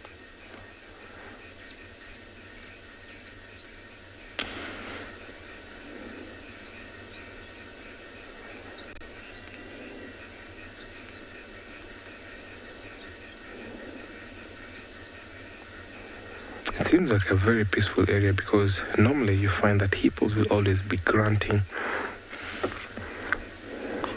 sometimes pushing off each other, but seems like a nice peaceful place, a nice hippo pool.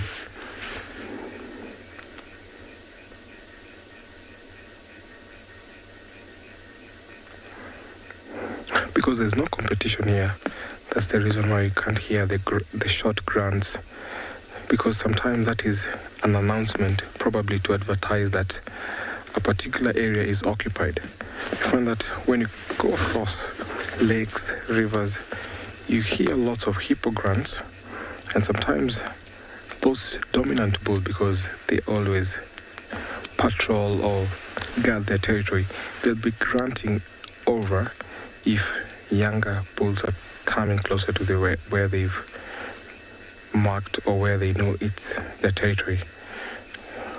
From the moment we came here up to now, we've not heard a single grunt, so meaning that he's dominant and the females here are much enjoying.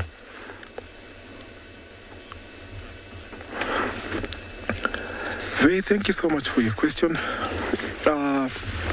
Sometimes you find that hippos will get to nibble on meat, not because of the tough times, but that is an adaptation that sometimes can peak in because they also need nutrients in their body, but only at rare occasion. That is unusual behavior that you can sometimes witness in hippo. I've seen that in the Mara River where wildebeests were crossing and one of them was killed by a crocodile, and this hippo came and started chewing or biting on the carcass. But not often that you'll see that they will take that as a supplement for grass, but it's just an unusual behavior that always happens.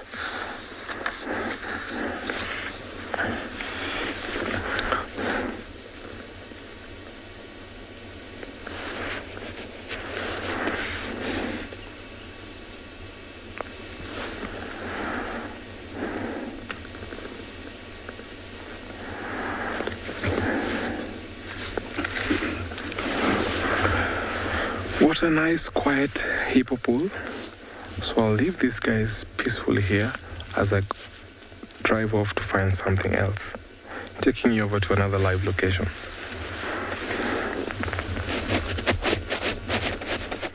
It's slightly hard to do a den search when you're driving along the road and you find 15 tawny bodies on the road. It looks almost like a massacre. Everybody's just lying, sound asleep. And everyone's accounted for. It's a Talamati pride. Oh, that's my hat. Hello, hat. I'm getting told off by my cameraman here. Apologies. 5 lionesses, dark mane, and 9 sub-adults. All bodies are accounted for.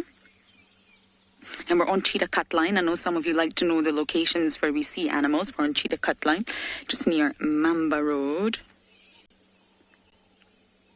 And our kitties are sleeping.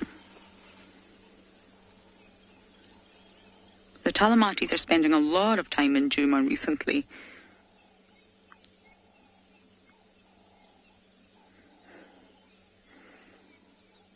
I think I've seen the Talamatis more recently than I have seen the Nkuhumas. But territorial sort of shifts are very, very normal. It's not a static thing. And as I do mention, we tend to think of a territory because we map it out. I used to make these maps. We sort of, as visual beings, put a box around it, if you like. And it's not a static thing. It's a chemical odor fence that's constantly shifting, really. And I think the Talamatis personally have pushed down a little bit, and I think the Nkuhumas have gone south a little bit, but they're still neighbours. Their territories still border one another, but there'll always be constant shifts.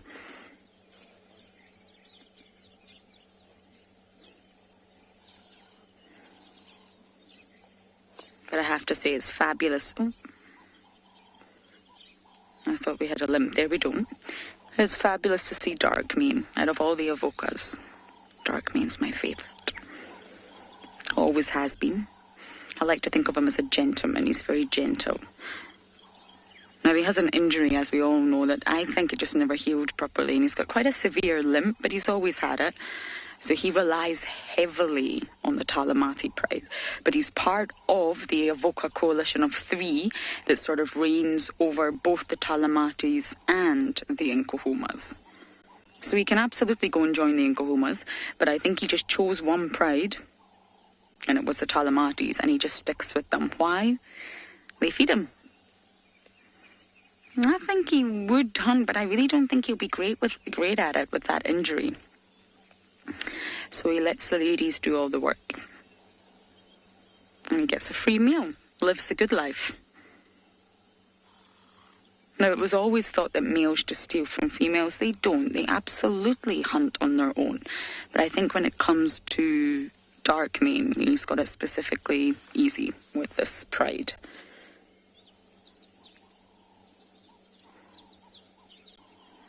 We never used to see them. They were always up in Buffelshoek. And now that we've got Traverse and Buffelshoek, they've come to Juma.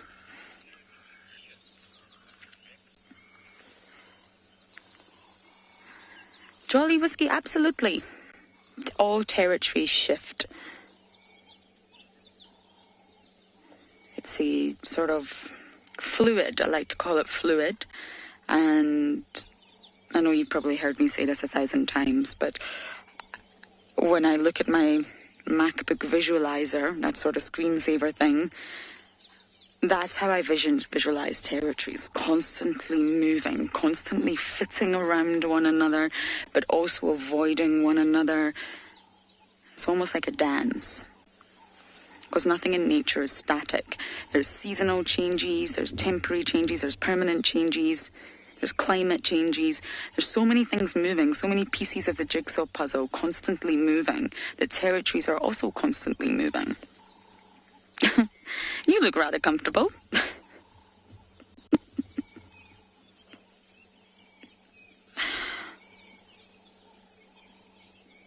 That's a very human way to lie. With the hand on the belly.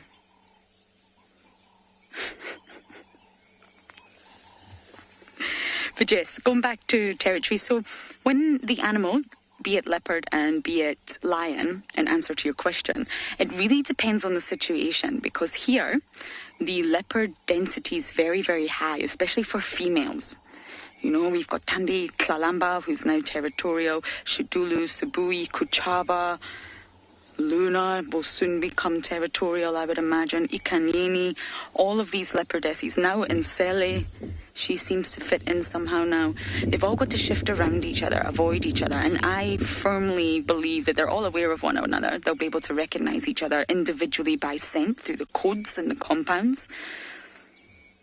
So the leopard density is very, very high. I mean, I'm only talking about, let's say, 4 properties here.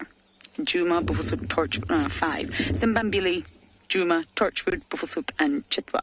And all of the leopardesses that I have just mentioned fit into these 5 properties somehow. So if a leopard is in an area where the density is not that high, A, the territory will most likely be bigger, competition will be less, and therefore it may not have to move as much. So it's really dependent on the situation. And for the lions, I mean, the Talamatis, there's the Torchwood Pride, the Inkohumas, and I don't really think the sticks fit in as much anymore.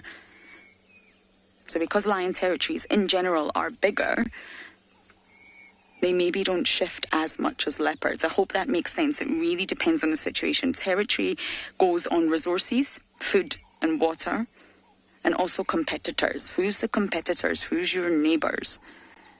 And for the Talamatis, it's obviously the Inkohumas and the Torchwood. But for the leopards, there's so many more characters at play here. But yes, I do believe this shift, and I do believe there's seasonal changes as well. And of course, it's summer now, so everything is plentiful. So we are going to sit here and watch our gorgeous Talamatis snooze.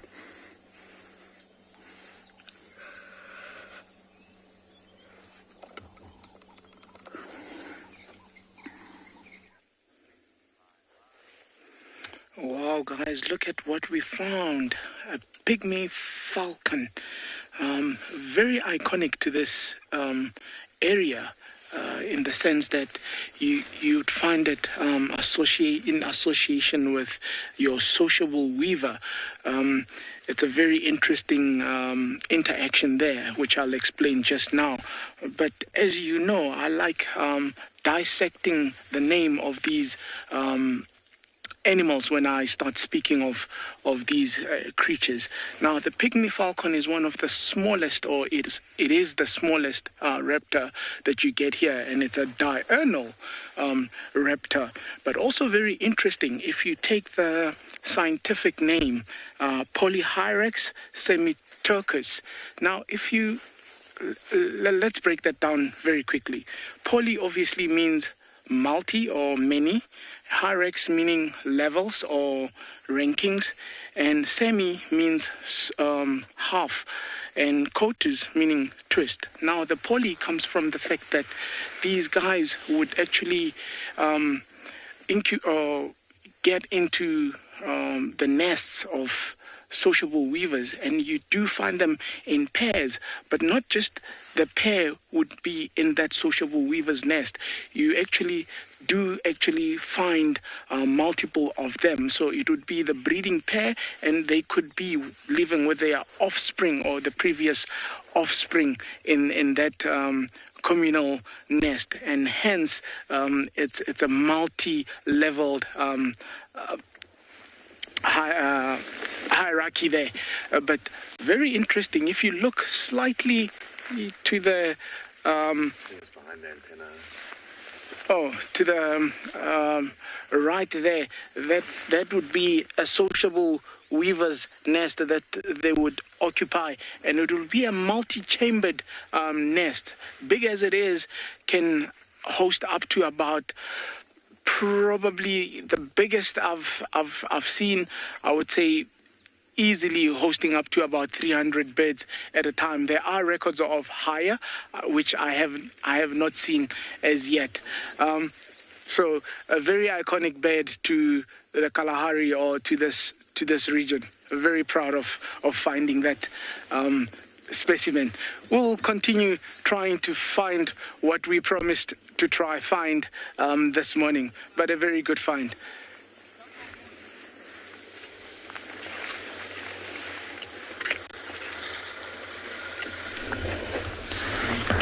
Welcome back to the Mara, and this time we have crested cranes, and those youngsters are growing super fast. You can see how they're molting, changing color very, very fast. Normally after they hatch, those young chicks are able to run after a few minutes, and then the fledging takes from about 56 to about 100 days. But it seems, there's something going on there. Sorry, just to cut you short. There's two hippos there. Interesting.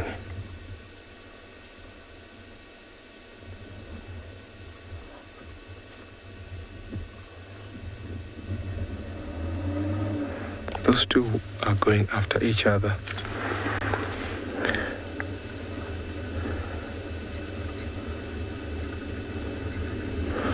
There's a bit of a standoff there.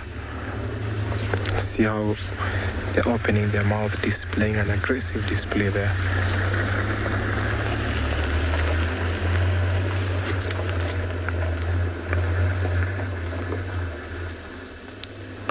Normally fights are in the water, but when the two bulls encounter each other on land, there's definitely going to be a fight. And that standoff really shows that it's not friendly.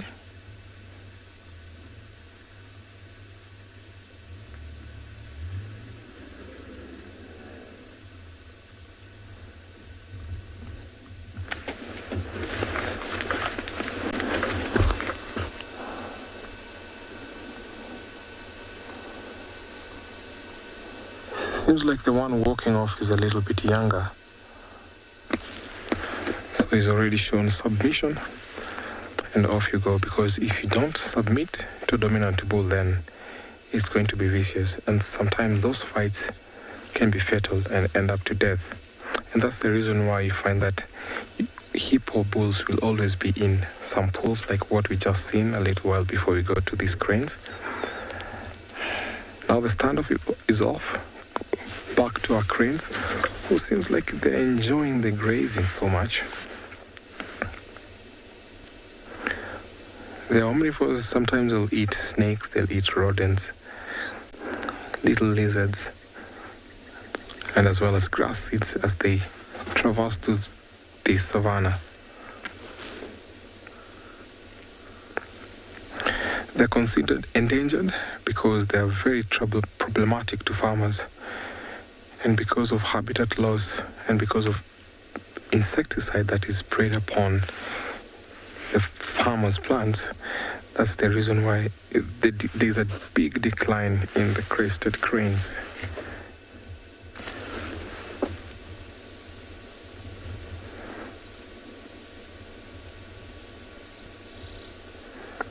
Very, very nice family. This family here, we've been watching them for over 3 months. They always hang around this area. Very nice parents. It's actually nice when you see these young crested cranes growing up super fast, knowing that the number of decline is actually added 2 because we know that they're very much endangered.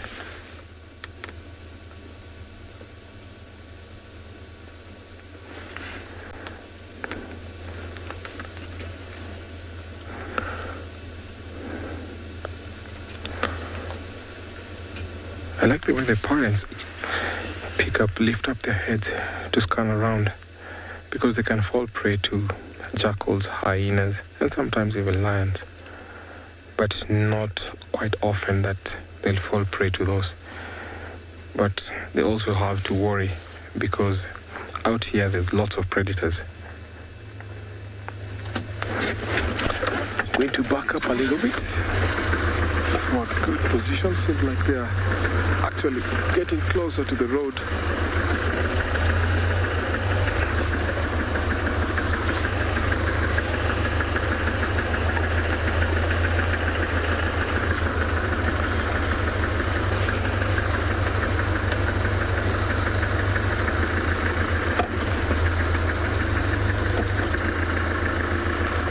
You okay, the Big James?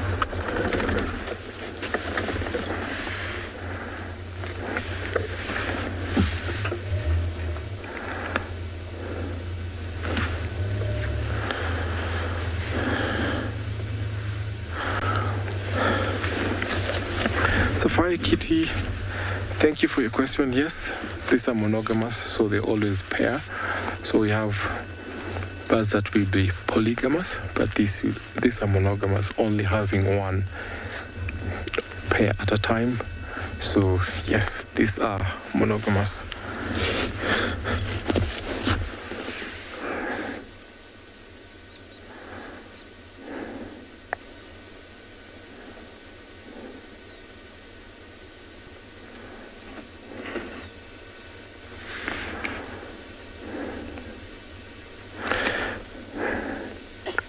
She's scanning around to see if it's safe. Very nice, colorful tissue paper flowers there.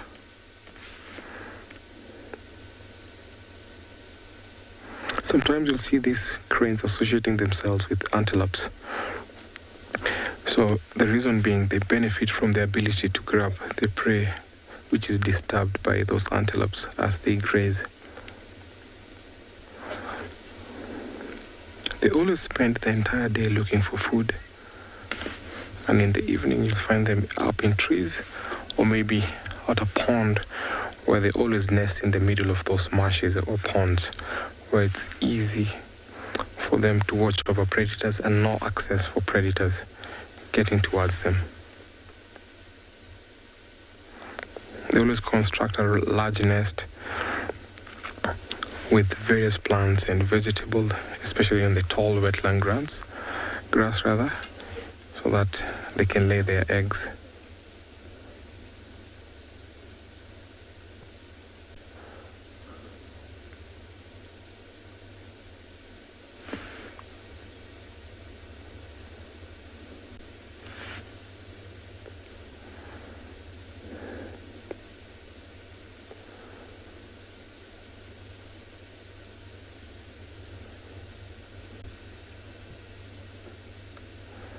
So eventually these two will separate from their family to start their own families. And so in the near future we'll have 3 families now, because the parents will be left by themselves because they always pair for life, and then the 2 will split up to form their own families. So it will be nice to see the population of this crested crane increasing here in the Mara, or partly in this Mara triangle.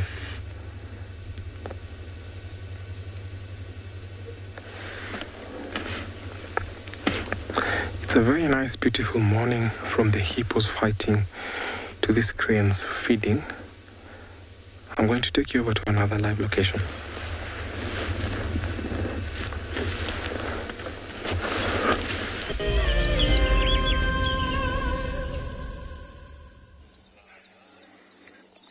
as the Talamati prides news, the sounds of the bush are alive. So let's just sit here for a minute or two and listen to the sounds of the bush.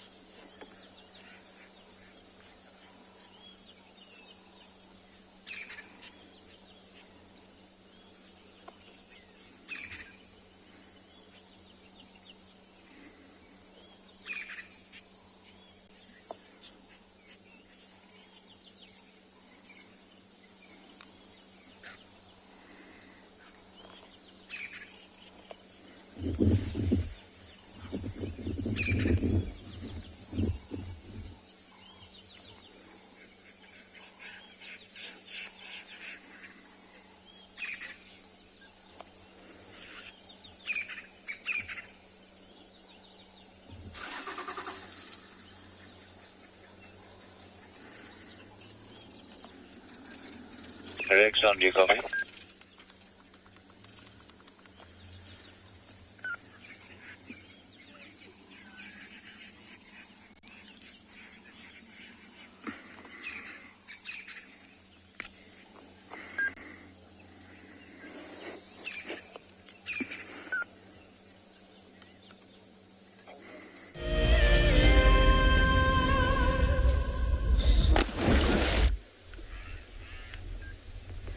There's a herd of zebra in one of the open areas just past where we were driving earlier. So earlier we were around the riverbed and we decided to come out into a more open area, and we found all these zebras here. But notice the little one that's lying down. Early on it was standing, and then eventually decided just to put a little bit of pressure off those legs, it decided to go and lie down. But look at the one behind it, how long the tail is. Now the others, the tail almost like goes halfway down the legs, but this one almost all the way down towards the ground.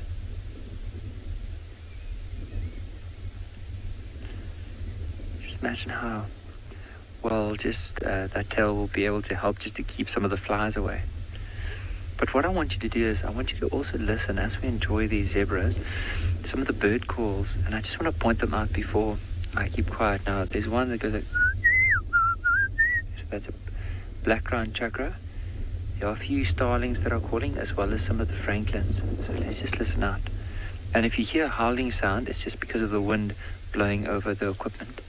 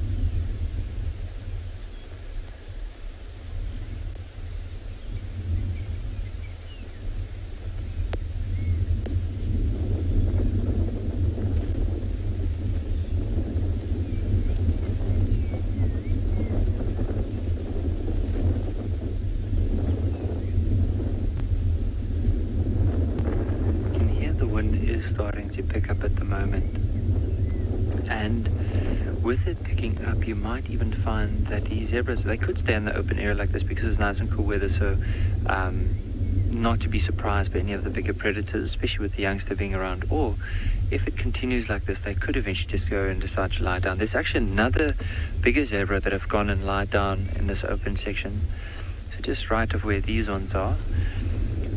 Just wanted to point out, you'll see down the side, one decided to go and lie down as well.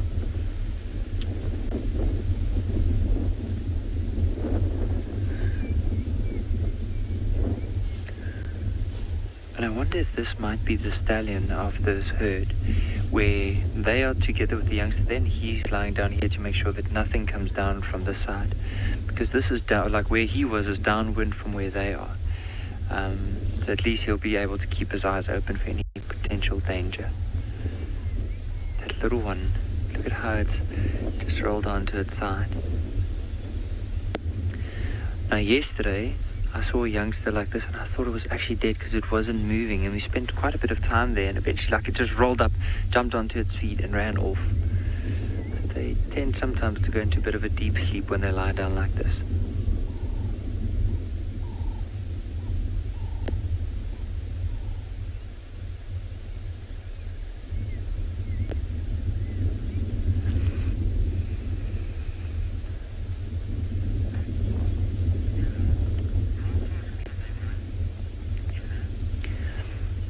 You know, they can run pretty quick. I would say roughly around, if they had to run for long distances, they'll probably be able to run like at 56 kilometers an hour, like roughly. But if they had to give like a quick sudden short sprint, they'll probably be able to get close to 70 kilometers an hour.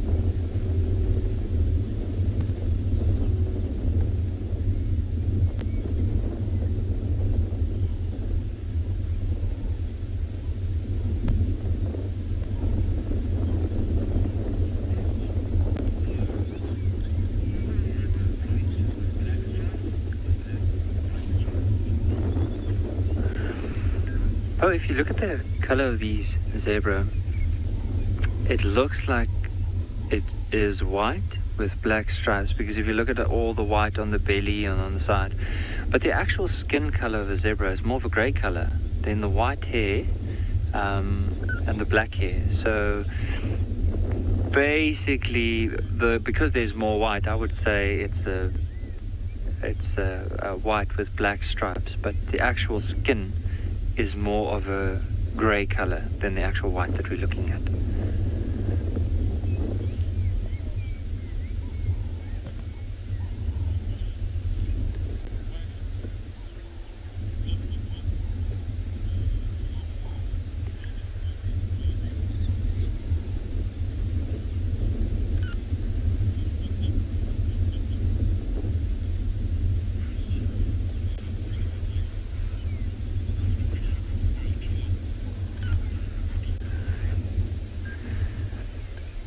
Dr. Rocky Balboa, depending on the type of species, I mean, like cats will clean themselves by licking their paws and rubbing it through their face, or they might have others that groom them. However, something like zebras, often what they do, especially if it rains, they'll sometimes be out in the rain because they won't necessarily move into dense areas to try and get cover.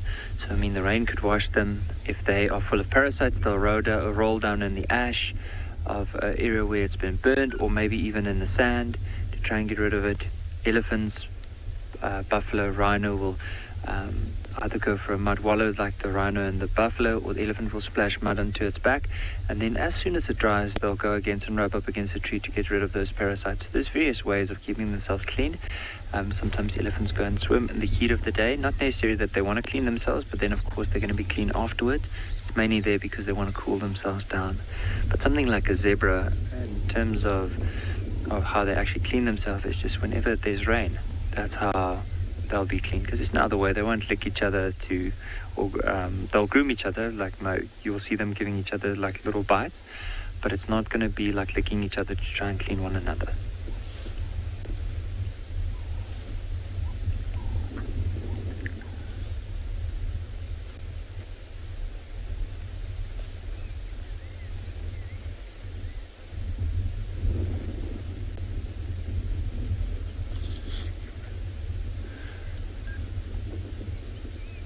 What a beautiful animal just to sit and watch.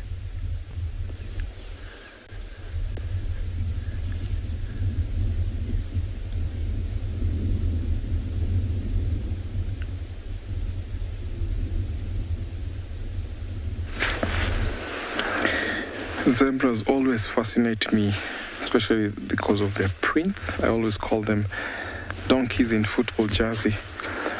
Now back here in the Mara we have two young bulls, giraffe bulls, on a social interaction which is necking, but they've stopped. Seems like he's not interested. But before he got here, these two were necking. And that also helps them in future when they become dominant bulls. Because you find sometimes those dominant bulls actually gain that by fighting. And when they gain that confidence and gain that dominance, they're able to go or walk through and get closer or interact with their family groups which have lots of females, and that they gain the chance to mate with them.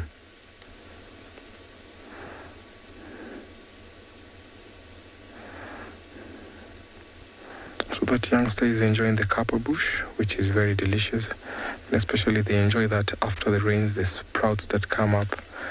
These giraffes get to enjoy that, and also full of water, because often at time we don't see them going out to drink.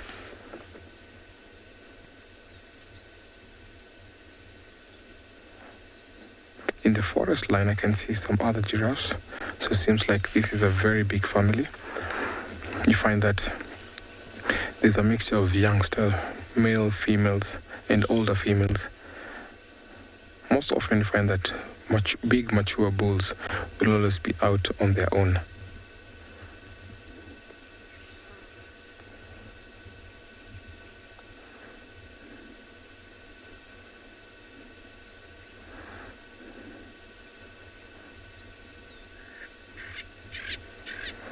You can see how she's bent her neck, bringing it forward to eat grass.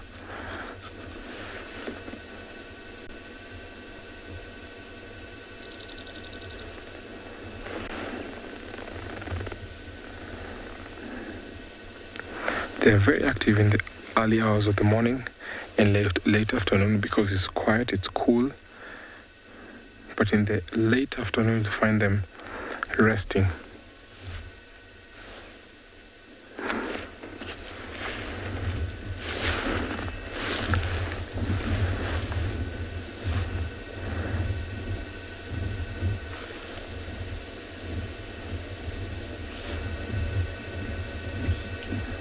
Nice, beautiful view of the Lulu escarpment there, with the giraffe gracing that view. Very, very elegant animals.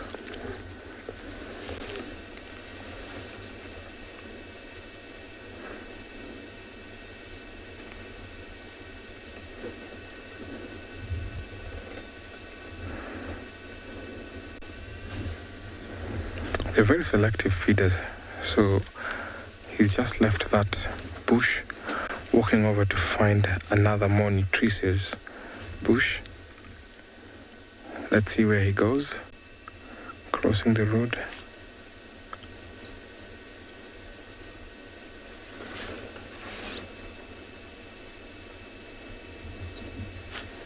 Staring at us while the oxpecker is actually doing a very good job cleaning his neck.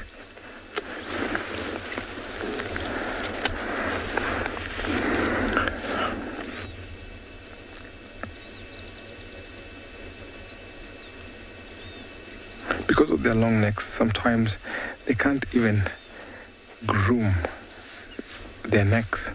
So the oxpeckers come in handy when it comes to cleaning or getting rid of ticks.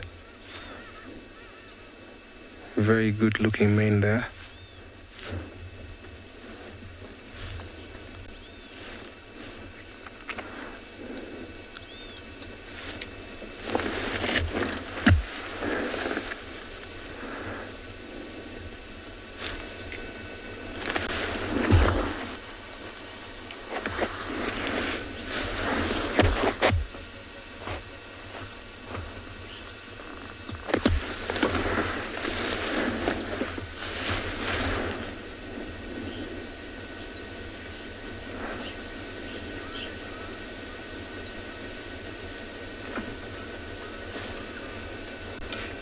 I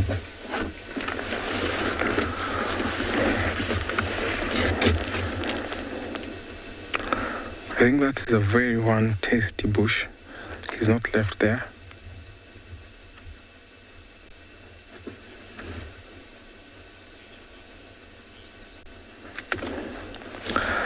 Rasina, thank you for your question. I'm not quite sure about what colors do they see, but they can see in color.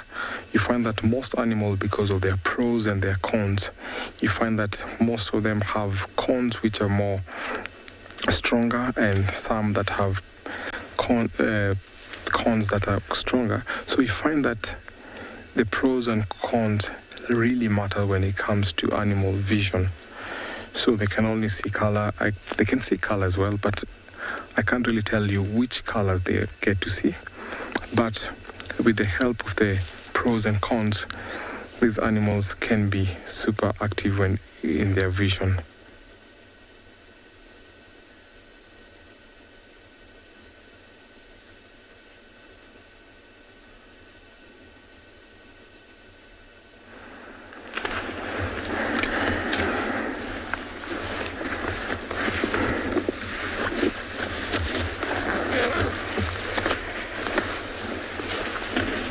Well, thank you for your question. I think this giraffe is about 3.5 meters in height. I think he's going to join the brother.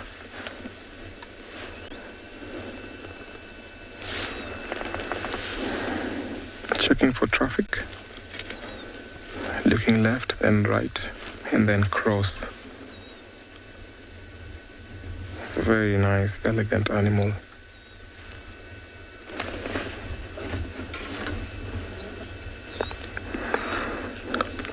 Linda, we have two very big predators that always dominate these savannas. So we have the apex predator, which is the lion, followed by hyena and then leopard. But you find sometimes when the giraffes are young, they can fall prey to leopards. They're vulnerable to leopards, but at this age, at this size, they can fall prey to hyenas and lions, but more so lions. So they're preyed upon mostly by lions.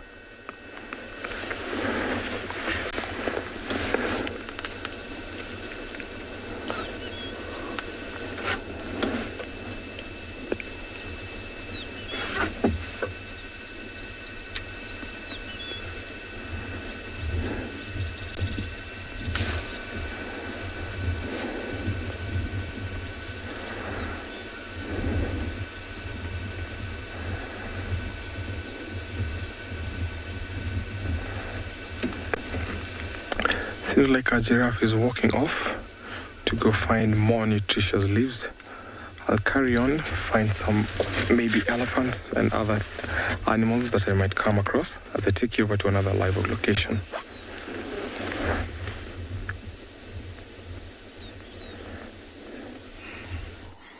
We've got some grooming going on here. Now, this is one of the sub-adult males, and if I couldn't see his tawny testicles, I'm going to teach you how I would know it was a male, but I can see them. If you just look under his chin, and his sort of cheek area, it's a very, very slight start of a mane developing. I don't know if you would call it a mane at this point, but you can see there's a lot of hair there. He's lying next to dark mane, but you can just see there's hair that a female generally would not have. And that's how, if you didn't have a view of the genitals, you could slowly start to see that it's a male that you're looking at.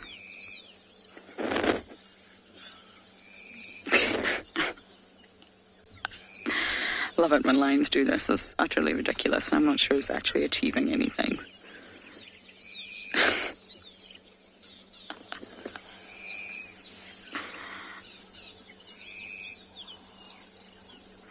Now, we were talking about territory earlier. That was a really good question about shifting.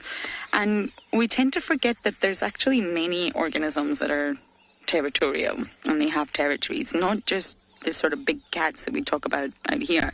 Limpets, shrimps, crickets, even butterflies, ants, spiders, frogs, some reptiles like alligators, lizards, fish. Some fish can be extremely territorial when you sit and watch them on the coral reef. They've got their little patches. Some can be pelagic and sort of not territorial, but others can be extremely territorial. They get very aggressive. Clownfish, you're an enemy fish, which is exactly what Nemo was. They're unbelievably territorial of their anemone. And even as a human, a diver, if you go too close, they will bite you. It's really painful, actually. Birds and lots of different mammals. It's not just sort of your lions or your leopards that are territorial. And it can be for food and water, that's the main thing, but it's also maybe where you find the most mates for mating opportunities, or maybe the best area for your brood or shelter. And territories can vary from a tiny sort of diameter squared, if you like, for a teeny tiny insect, to thousands and thousands of meters. So I think we tend to think of territory as a big area for your cats, but you've got to remember, and limpets is such a funny example because they're basically snails and they live on rocks on the ocean tide line. Rocky tide pools, if you like. And they've got a muscular foot, as all snails have, that powers them along, but obviously it doesn't power them along very quickly, and it allows them to create suction to stick onto the rocks. And they move extremely slowly using a radula, which all snails have, to scrape algae off the rocks. Delicious.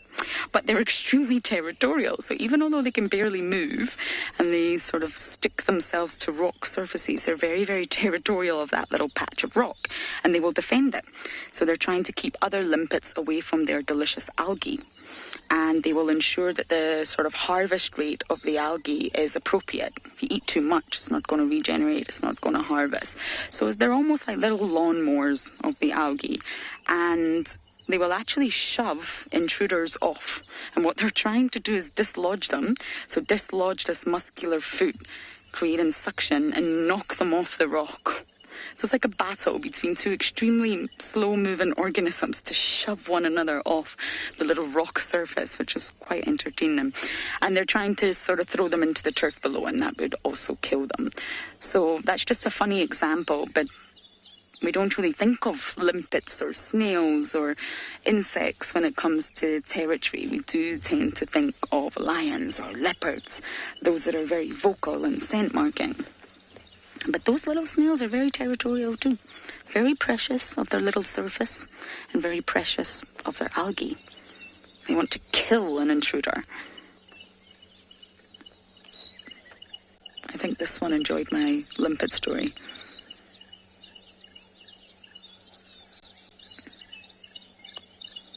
But of course, limpets can't call, they can't scent mark, so it comes to aggressive physical capability. Jacqueline, lion prides can absolutely fight, but what you've got to remember is that risking injury out in the wild is a big risk.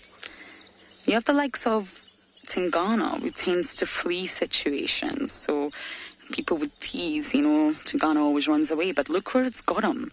He's sensible enough to know that engaging in battle is not really worth the risk. He's 14 and he's thriving. He's actually on Little Gowrie right now, and he's just caught a baby impala. Another sort of key indicator that he's nomadic. But for lions, they do engage in battle a little bit more than leopards do. And why? Well, they have the safety of numbers. There's lots of them. Male lions tend to engage in battle more. There's lots of experiments done on male lions, and they seem to just see red, testosterone pumping through their veins, and they just run head first and engage in battle. Females not as much, because normally there's cubs or there's youngsters that they do have to sort of look after. But the lions definitely engage in battle and fight for territory, or for females, or for the ladies, a lot more than leopards do. And again, it comes down to social structure. Leopards don't have to conduct takeovers. They also have to avoid one another. They have to keep themselves safe because they're solitary. They don't have anyone else that can hunt for them. They don't really have anyone else that can do the work. I mean, Tingana steals from Tlalamba a lot, but in all fairness, they are out here on their own. But it really creates an immediate risk of injury, and if you look at Darkmane, we don't quite know what happened to him, but he's injured.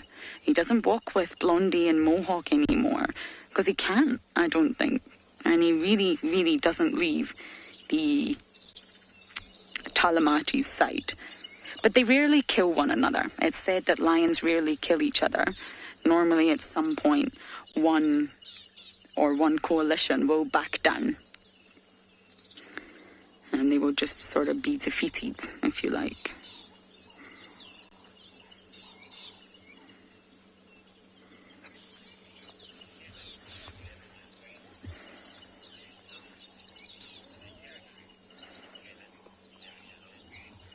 Kellen, you're 11 years old and it's lovely to hear from you. You're asking, will lions know when leopards come into their territory? I would imagine so.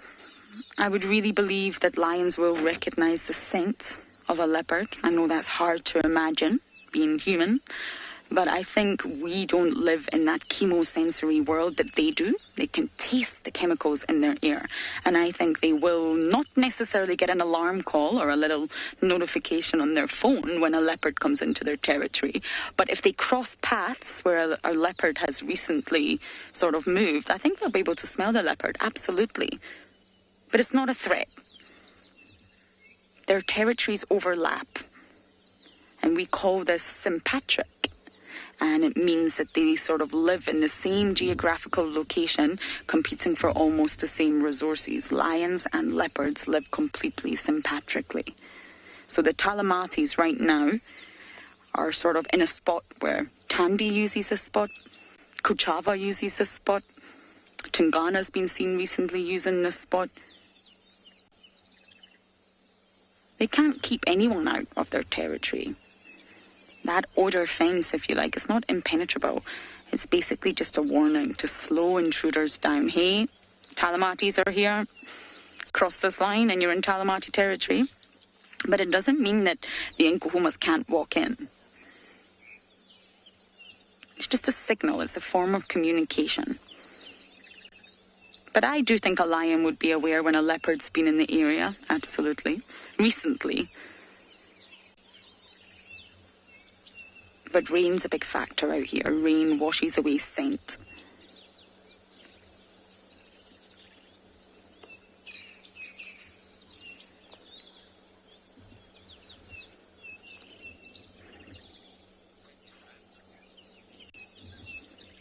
So we're going to just sit here a little bit longer because it's a slightly cooler morning today, and hopefully our sleepy lions are going to move.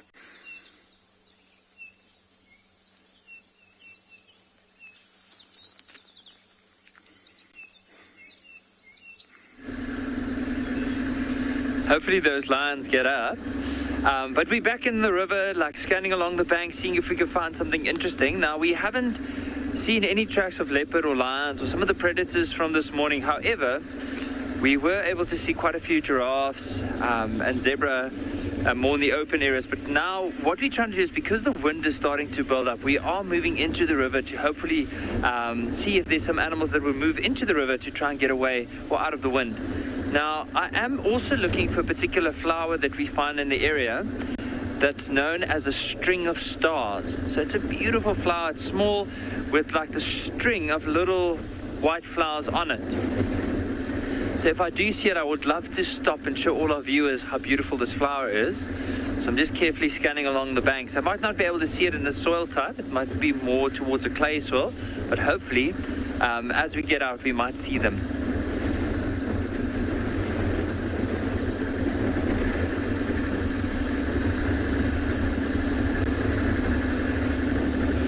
I'm just carefully scanning, don't see anything yet. But also in the meantime, while we're going, so what I'm trying to do, so with the tracks that we have like made in the river, often if animals move, let's say from the left side of the river across over to this side, they would move over this track. And so because of the actual tracks in the sand, that shape, if there's no wind or not a lot of changing conditions, could stay there for weeks and it still looks like they might be fresh. But as soon as a vehicle's driven here and you find tracks going over it, you know that those tracks are really fresh. Okay, let's try and see. I haven't seen anything yet from those flowers I was telling you about.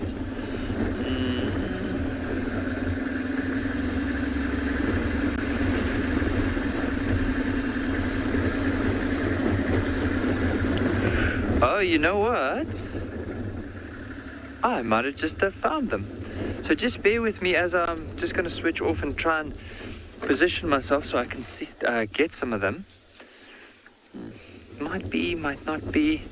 Let me have a look. No, it's not. No, it might be. It's just so hard to see because it's lost quite a bit of the flowers on it. But just to show you, I'm not too sure which one this would be. It might even be a family of that same plant that I was hoping to show you. But if you look at the very tip of this particular plant, you'll notice there's quite a few of these little flowers. Okay, I'm going to try and keep it still so you can actually see it. I don't know who's shaking more, me or the wind. Okay. Right, so let's try and do this again. There's a very small array of flowers. Now just to show you here, so it actually starts on this side and goes all the way around to this side, right over here.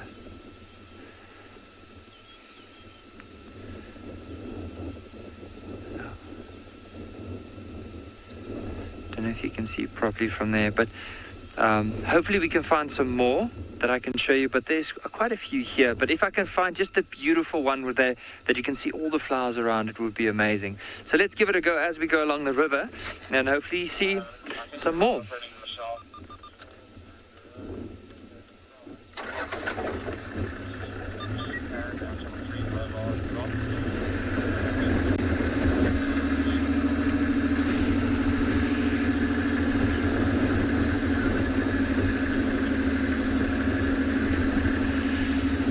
That was roughly in February this year, so it's been quite a while since the river has come down, and that's when we had quite a bit of rain. So we, like often for this river to flow, you need to have a lot of rain in a very short amount of time.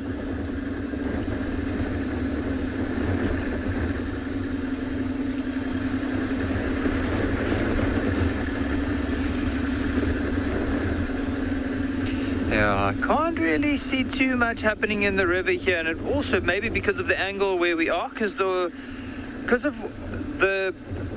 give you an idea, so where we're driving, the river is actually going down from a north in a southerly direction, so the wind is channeling down here and coming up. So it's very windy in this riverbed at the moment, so hopefully as we move out to a bit more cover, or even around the riverbed where there's a bit more shelter, is where we could possibly find more animals.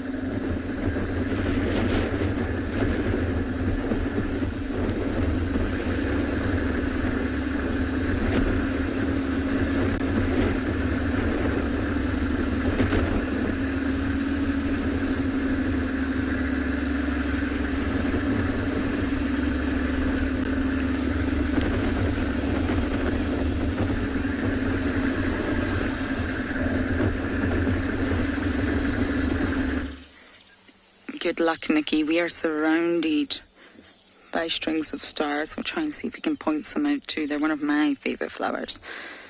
And I don't think it's on appearance, I think it's smell.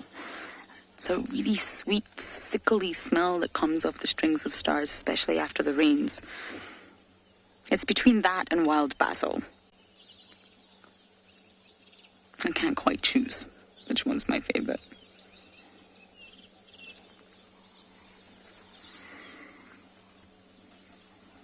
I often wonder if animals, just like these lions, enjoy other scents in the bush, if that makes sense. So obviously they're highly receptive to chemicals and scents and pheromones, and they'll constantly be sniffing out prey, each other, enemies.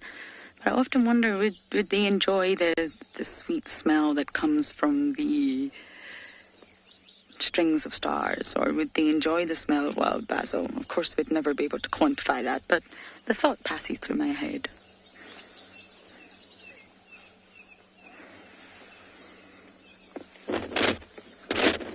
I don't think the Talamati pride here could be any flatter.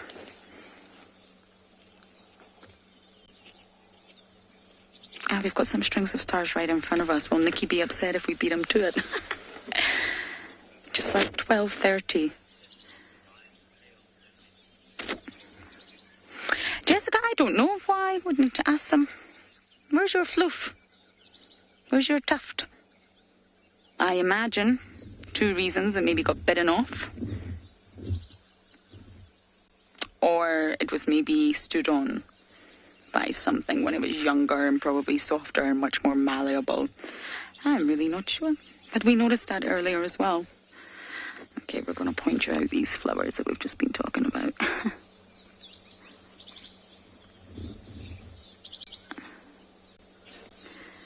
Have you got them there? Just roughly maybe here? Yes.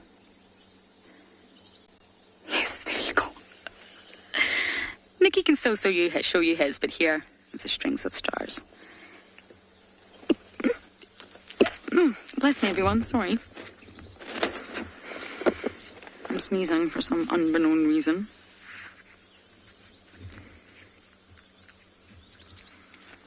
Heliotropium snoudneri. I always remember this Latin name because it's very relevant.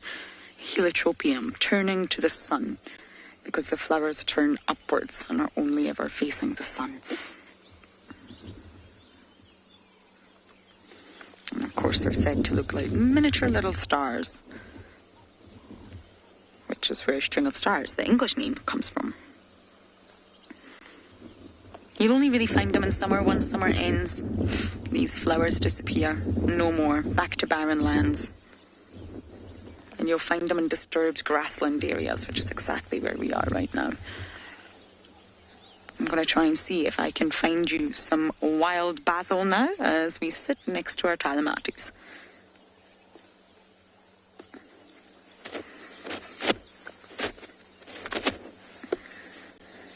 I hope she's not going for me. Good afternoon and welcome to Jan Beyond Pinder Private Game Reserve. As you can see, we have a stalking cheetah and we're not quite sure what she's stalking. I was just saying to Craig behind the camera that I hope she's not stalking us because we can't see anything in front of her other than our vehicle. So we've had quite a rainy morning, so we've been undercover until now. We've just had a break in the rain. And I'll introduce myself just now, but right now let's stay on this female and see what she's looking at, because this is incredibly interesting behavior. You can see how her shoulders are hunched.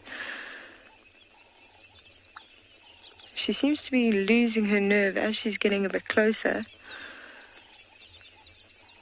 And it is this female that is in the process of being rewilded. So it is a possibility that she will have sort of a different reaction to vehicles than normal cheetah.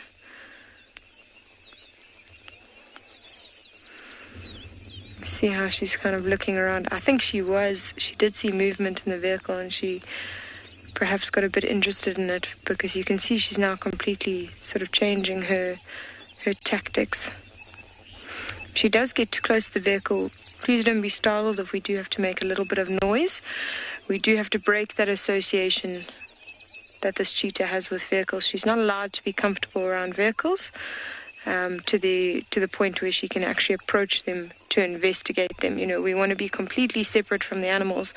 So any animal that looks like it's going to approach a vehicle and interact with the vehicle, we have to stop and sort of let them know that there is a bit of a gap that they cannot breach. But she seems to be fine right now. She's stopped. She's watching us. She's actually giving us a terrific shot. Oh no, she is stalking again.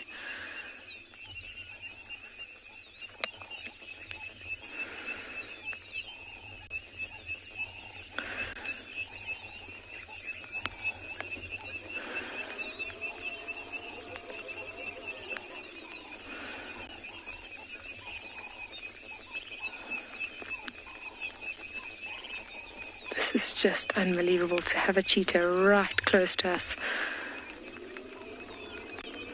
You can see the collar on her neck there. That's how we identified her straight away as this cheetah that's being rewilded.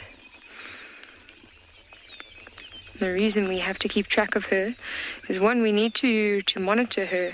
For the next 3 months, we're going to have to be keeping track of her for at least 4 hours a day, because this is, sort of a scientific study as well, seeing the effects of rewilding a cheetah, how effective it is. We need to document exactly this kind of behavior. What's good to see is that she doesn't seem to be incredibly skinny, so she has been successfully hunting. Okay, so now that we have a break in that exciting scene, my name is Kim, and behind the camera we have Craig, and we will be with you this morning.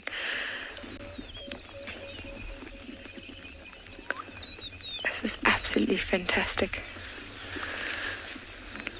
So just to give any of our new viewers a background on this cheetah, we've explained it before, but I'm sure we've got many viewers who don't know the whole story. She is from Ashia, which is a rehabilitation center, and their primary goal is to rewild their animals.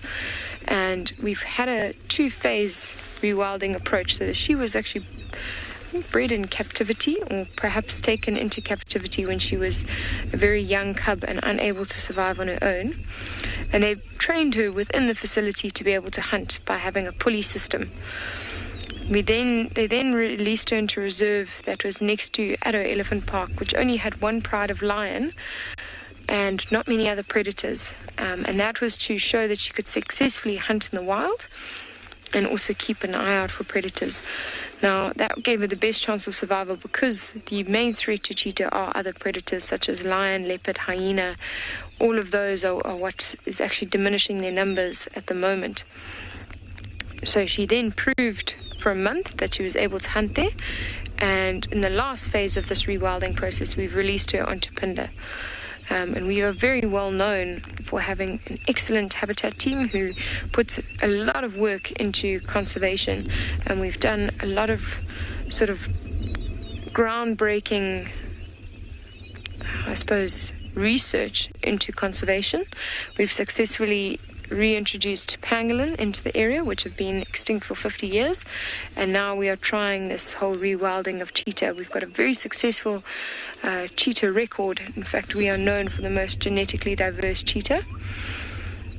So we are hoping to add to our list of successes a rewilding of this cheetah here, and I'm personally very excited to see how she does. Look at her. She is just the most beautiful cheetah. You can imagine introducing genes such like that into our cheetah pool. Just trying to limit our movements as much as we can. Now, what I love about this cheetah, if you have a look on the tip of her tail, it is incredibly white. We were talking about the lion's tail being bitten off. And that's a common thing that happens to cheetah. They often lose that white tip. Sorry, I'm just trying to duck out of the way here. They often lose that white tip. It's a follow me signal that they have for their cubs when they're running through grass, something that their cubs can keep an eye on. But often if they have an interaction with a lion or leopard, they might have a very close call. And you can see a lot of cheetah have lost that white tip. But I'm very grateful that she hasn't as yet, because it is a really stunning feature on this one. A lot bigger and a lot more white than I've seen on most cheetah. Incredibly interesting behavior. And the only thing I can figure out is that perhaps she is just a bit nervous of the vehicle. She's not sure. She hasn't gotten used to vehicles yet, but it was great to see how she was happy to walk past us. She didn't feel incredibly threatened. You can see as she's getting a bit more distance, she's changing her posture a little bit.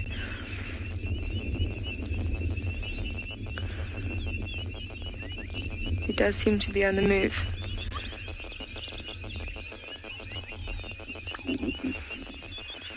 Anna Marie, thank you very much for your question. No, she's not going to have that collar on for her whole life. We're going to keep it on there for at least 3 months. And that will enable us to find her to sort of monitor her progress and make sure that nothing happens to her in those 3 months, because obviously, being rewilded, she's at very high risk of having interactions with leopard and lion that she doesn't know how to quite handle. So that's one of the reasons. And the second one is any animal that we introduce onto the reserve, whether it be a new set of male lions to sort of increase our genetic diversity, new elephants or any new animal, we will keep that collar on for the first 3 months, just because that's the chance, or that's the time when they are most likely to try and leave the reserve. We don't want them going into any local communities for others' sake as well as their own. So for the first 3 months, we are going to keep that collar on, and once that time period has lapsed and we are quite happy that she's settled in and is successful, then we're going to remove that collar. I'm going to follow her.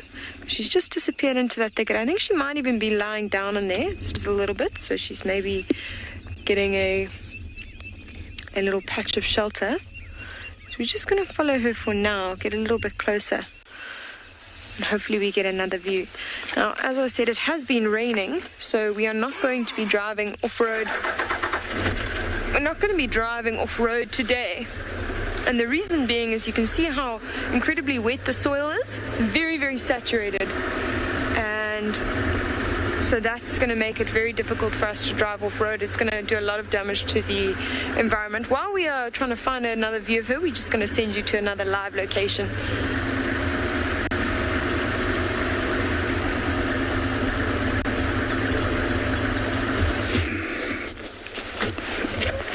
So from the cheetahs, who look like they're super active, to our lions who are very, very lazy, still flat, sleeping on.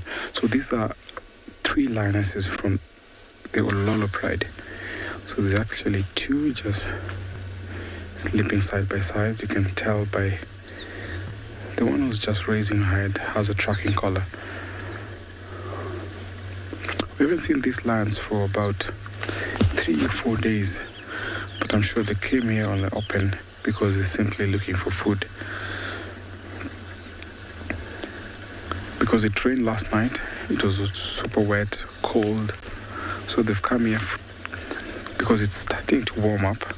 So they actually crouch here because of warmth. There's warm ground there. Very nice, relaxing morning, peaceful, less flies. So these lions are super much enjoying.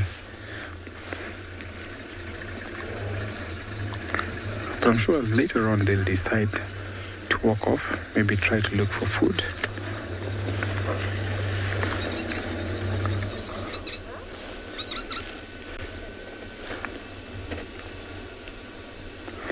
So the Lolo Pride consists of about 17 Pride members. They've split up to form small groups, so where sometimes we find these 3 together, we have others that go 2, others that go 4. So sometimes when these prides become big, we find that they disperse, they form smaller prides or smaller groups or coalition, making it very, very interesting for them, and also it makes it easier for them to go out and hunt, because big pride members, sometimes we find that when it comes to meal sharing, some members will be left out. So doing this, it comes to an advantage where they'll all have a share of their meal. So recently we had these lionesses mating with one male lion called Oralashe and a young sub-adult or youngster who always accompanies Oralashe. So probably they've conceived because you can't see the males anywhere closer. So I think in time, when it's about 3 months and a half are over, then this will have some small calves which will also get to fill in the Ololo Pride number.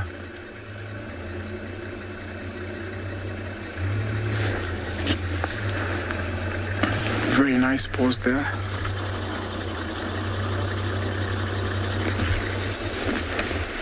It's a very interesting morning because you find that when it's cold, you find lions sometimes would tend to be in.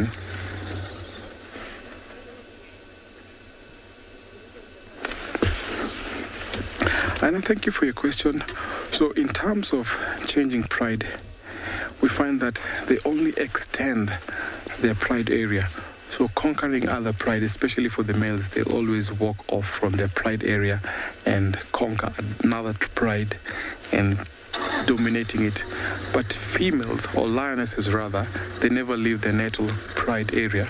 So they'll always stick and hang into their pride area. So meaning that the lionesses never leave their natal pride area.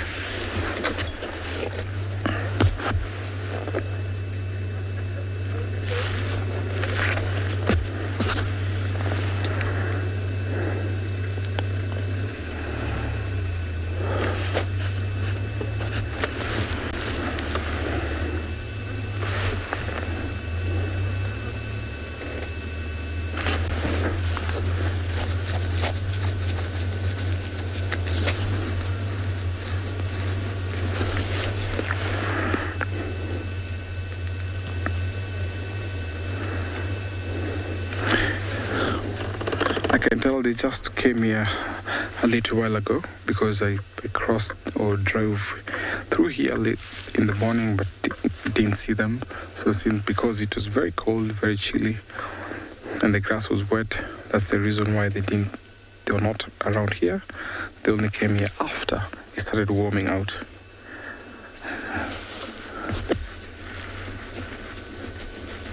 Lionesses can sleep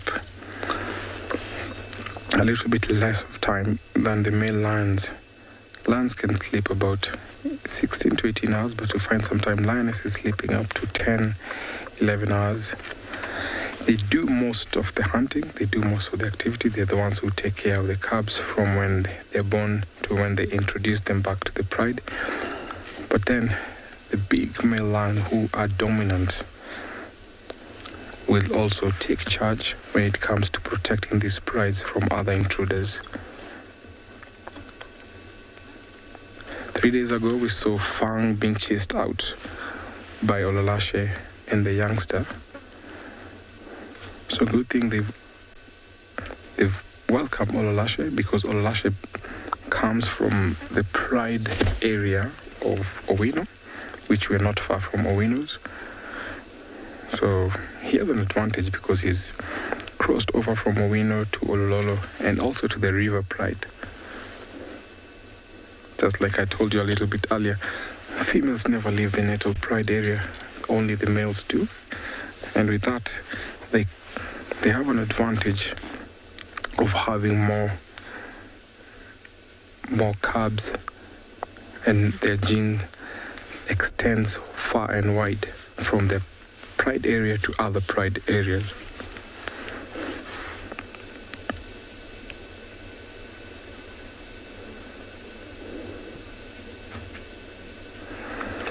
I'm going to spend a little while with these lions here. Not quite sure what time they'll wake up, but seems like it's a nice place to just sit and relax as I take you over to another live location.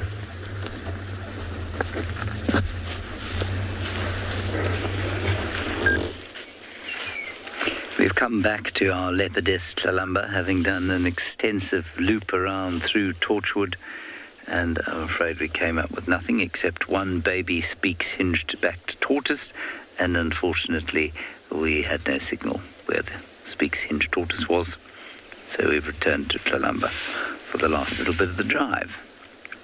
I hope that's acceptable to you all. I'm sure none of you mind looking at this gorgeous cat lying upon a termite mound in a quintessential termite mound pose, her belly heaving up and down, filled with impala as it is.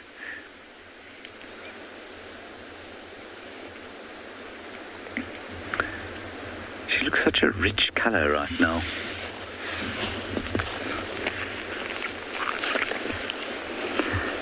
You'll be pleased to know that her father, or who we presume to be her father, Tingana, has followed suit and whacked a baby impala in the reserve to the south of Djuma. So apparently he's actually done some hunting. Baby impalas are ideal for, what shall we say, semi-retired gentlemen who aren't really up to the rigours of warthogs and wildebeest, etc.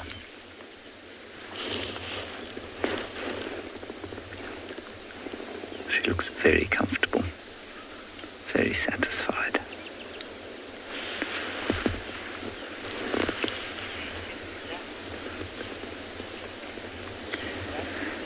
Lisa, I have not seen the actual results on... In fact, I think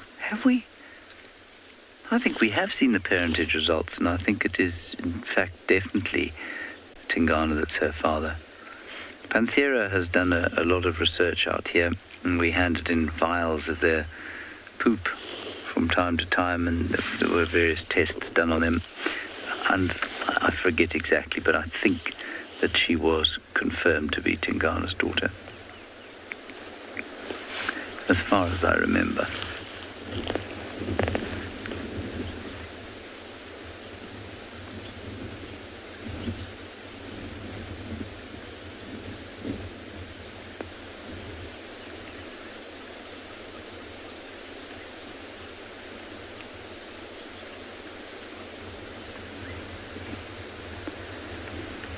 Almost no bird song now, it's all quiet.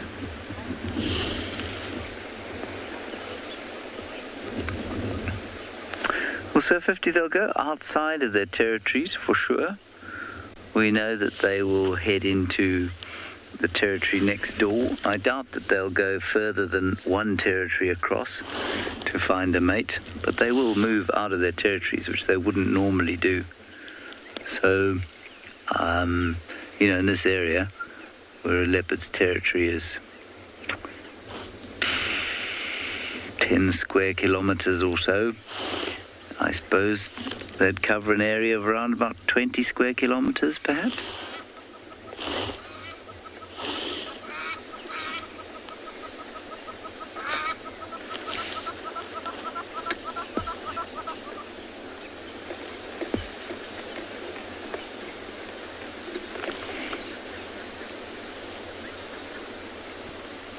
She's looking over towards another alarm-calling bird.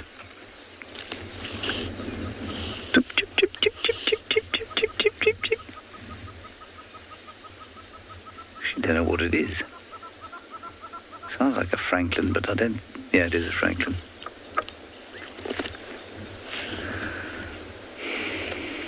I did see an African hawk eagle a little earlier, so any francolin in the area will have to watch out, or it will become the meal of an African hawk eagle.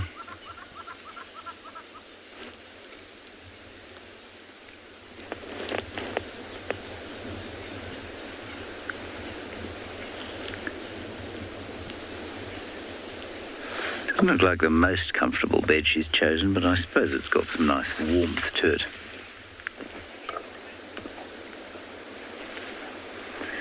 Hello, Jane loves Iowa. The big cats don't purr. They seem to be unable to. Cheetahs can. Well, I mean, they're big cats, I suppose, but they are not from the Panthera genus. So cheetahs can purr, and they do purr. Caracals can purr. I don't know about servals. I assume servals can purr. But leopards and lions and tigers and jaguars and probably snow leopards cannot purr.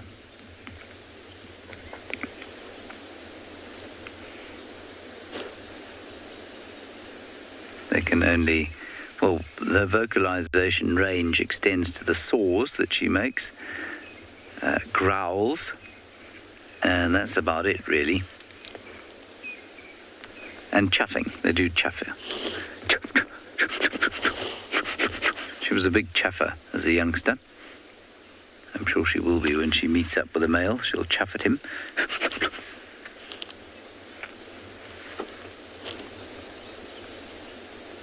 But they don't have an extensive vocal range.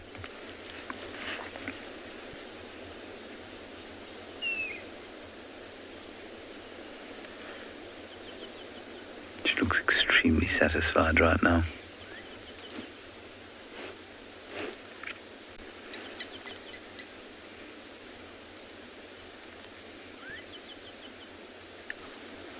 It's been very interesting over the last little while also to watch the differences or changes and shifts and overlaps of the female territories in this area. And Sele, the one-eyed leopardess, seems to be non-territorial currently. Tlalamba set herself up quite nicely here in the northeast corner of Djuma, a little bit into Torchwood and up into Buffelshoek, quite a long way up into Buffelshoek. Quite a large territory she set up. Thandi settled pretty much in her normal domain, although probably shifted south slightly. Guchava and Thandi seem to be overlapping on Guchava's northwestern boundary and Thandi's southeastern, more than they have perhaps a little in the last. More than they have perhaps in the last little while. That's what I meant to say. And Sibui seems to be pushing up from the south as well and squeezing in almost a little pimple on the north of her territory inside Djuma, which is sandwiched between Thandi and Shidulu. It's all quite interesting. But it's not unusual. It has happened all the time. And often the leopards kind of flex their muscles and check things out, and then it either settles or it goes back to what it was quite often, quite frequently.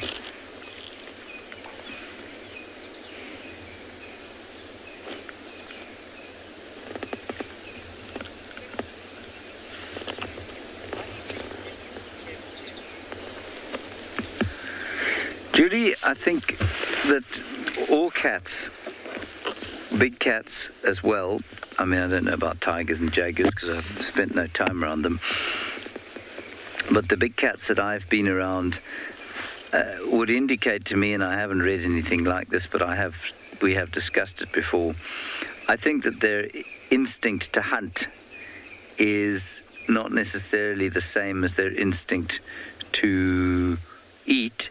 And I think that the instinct to hunt and play are probably quite linked, because that's how, that's what an animal does sometimes, or what a cat does when it's playing with a ball of wool or a baby impala. It's using the same tools that it uses when it hunts. And so I think that there's just an element of play involved in it that is associated with the hunting instinct. And I think that they derive enjoyment from it. I definitely think they derive enjoyment from it. It's not cruel, obviously. There's no intention to be cruel. I don't think they understand what cruelty is.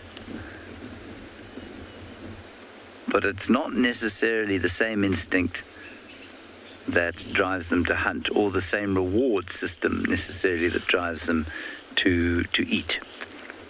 Now, I don't know how that would work hormonally, but whatever inspires them to hunt is not entirely associated with hunger or the satisfaction of hunger. And we've seen that in the Mara with the lions. They just hunt, and if they're not hungry, they don't eat.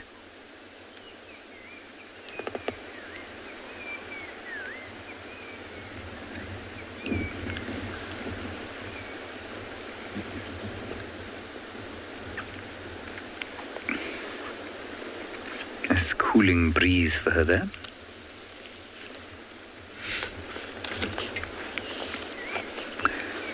Quite enthusiastic singing from the black-crowned chagras.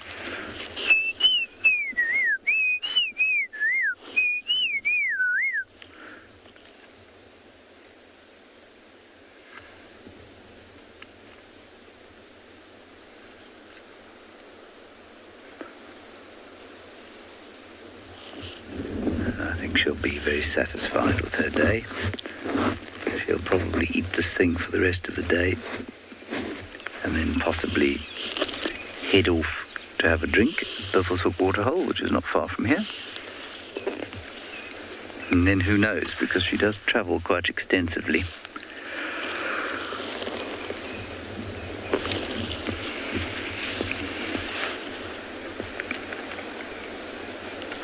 I suppose you must also understand that when we say a leopard's walked far or has gone far since last night, it's all very relative.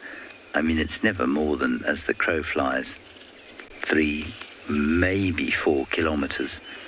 4 kilometres would be a long way. So, and I saw her in camp 2 nights ago, and we then found her here the next day. As the crow flies, that's probably only about 1 kilometre, although we did track her some of the way, so maybe she covered 2.5, 3 kilometres, and not a huge distance at all.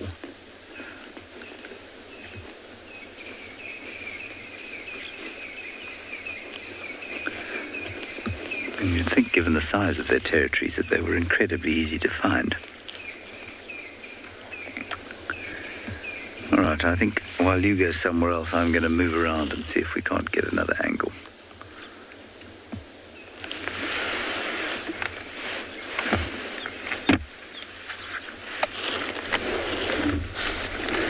Welcome back to our lions who are still sleeping flat, but I can see we have some cranes who are really noisy. They just went quiet a little while ago because they've seen the land, and any prey that will be around here will actually be warned by the cranes.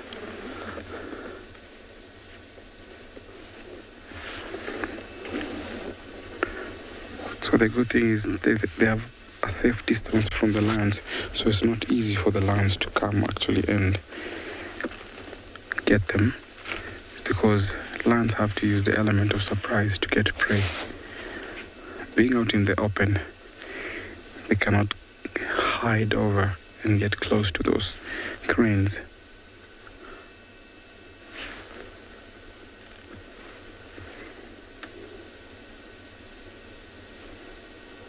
Very nice cranes. I think they're drinking water there. Very nice, beautiful scene.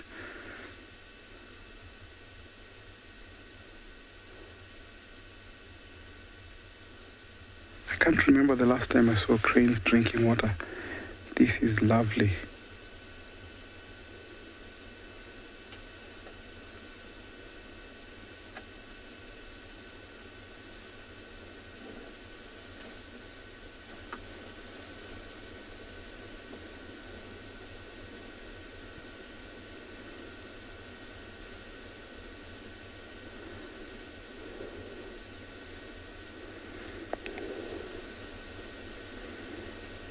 Seems like they were thirsty. While these two are enjoying their drink, the one to the left is busy having breakfast.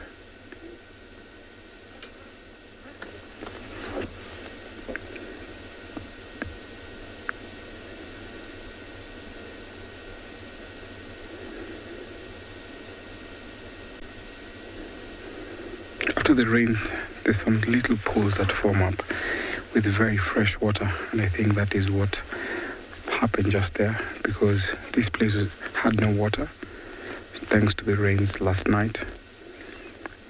At least the cranes are enjoying that fresh water.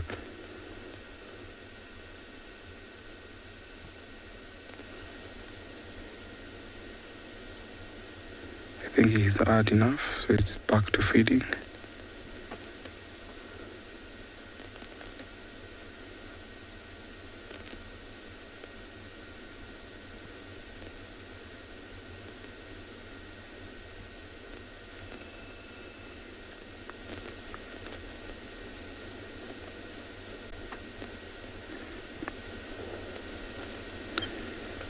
It's very nice to see a family of 7, so 3, and previously we had 4 within a very small radius.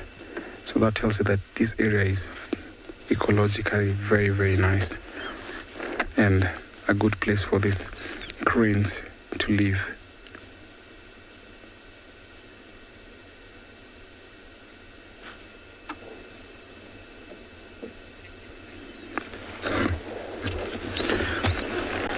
Kelly, thank you for your question. So crested cranes will lay eggs numbering from 2 to 5. So sometimes because of predation, and sometimes there's some eggs that may not hatch, but the usual number is 2 to 5. So normally you find a flock of about 4 youngsters on average. So I would say, let's say 3 to 4 on average that you always see around. But the normal clutch consists of about 2 to 5.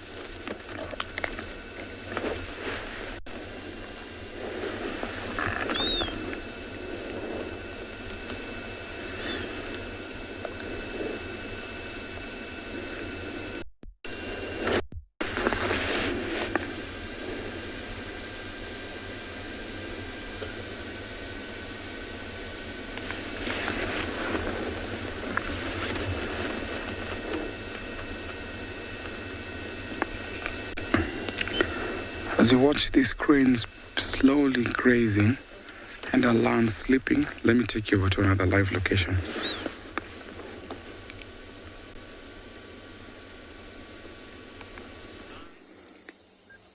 Hello, Olivia. She's out, everybody. We left the sleepy lions and I thought, you know what, let's just check. Let's just do one more check.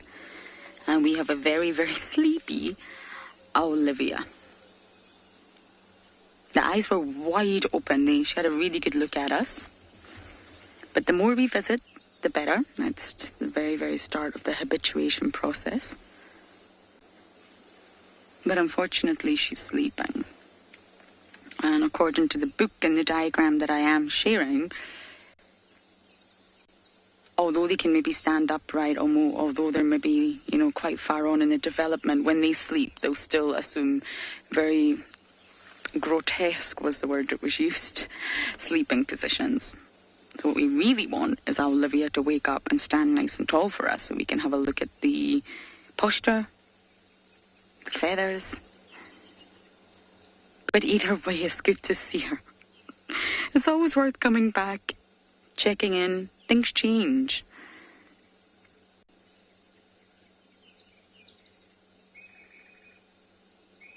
And I've sort of checked all the southern hyena dens. So my next drive, I'll check the northern ones. Jolly Whipsky, we have no idea. And to this day, we still have no idea whether Sebwig was male or female. Yes, he, she could have been either. But we just chose a masculine name. So this time I thought, let's choose a feminine name. Does it matter? I don't think it matters.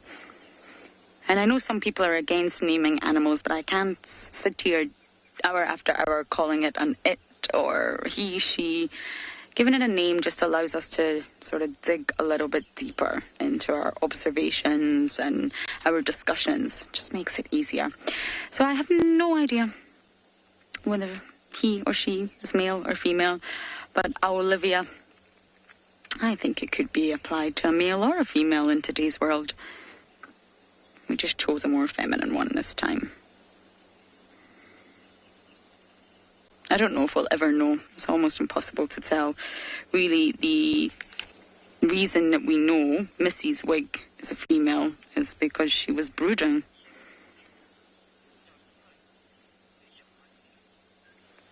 Gonna have to repeat that question, I'm afraid.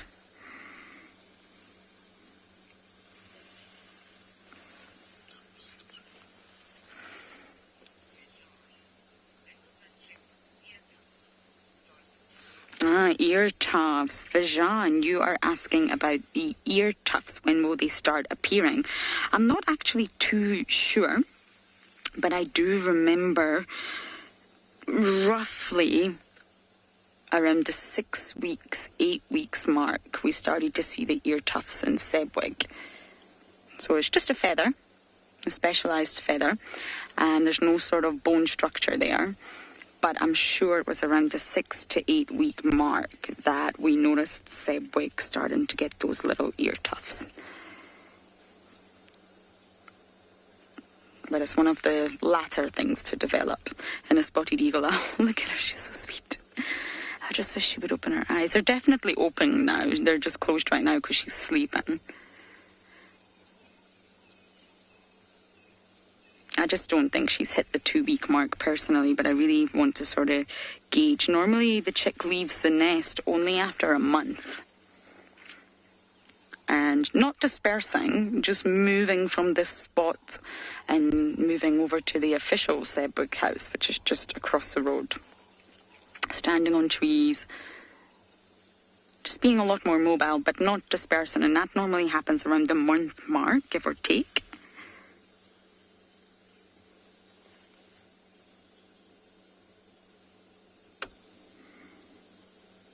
And dispersal comes in at about 4 months, I'm afraid. So we'll need to keep a very, very close eye on Olivia so we can spend as much time with her as possible.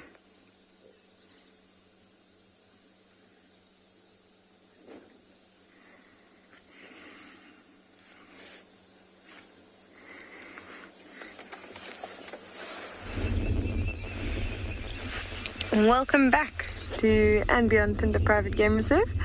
As you can see, our cheetah has moved into the comfort of this little thicket. You know, possibly as she started getting up and moving, was drizzling a little bit.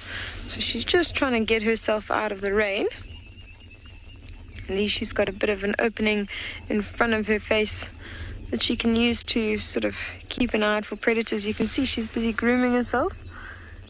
Probably just trying to lick off all that moisture that she would have gotten on her fur as she walked through this long grass, and also from the rain falling on her back as she walked. We had a little bit of excitement earlier. We heard some monkeys alarm calling in the distance, and we went to have a quick look to see if we could see what they were alarming at. We weren't able to find anything, but you can see that she will have to be a little bit more alert at the moment. It is a signal to her as well to know that there's possibly another predator in the area. You know, they would not be alarming at her, because although they're sort of close enough to have seen her, she's very, very well hidden in this thicket. And them having started alarming quite a bit after she went and lay down means that they definitely didn't see her. Otherwise they would have been starting to alarm from the moment she was walking towards this area.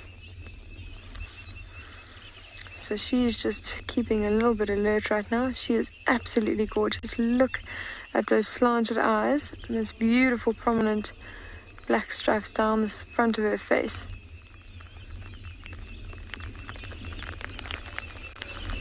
I tell you, it is an amazing privilege to be watching her right now.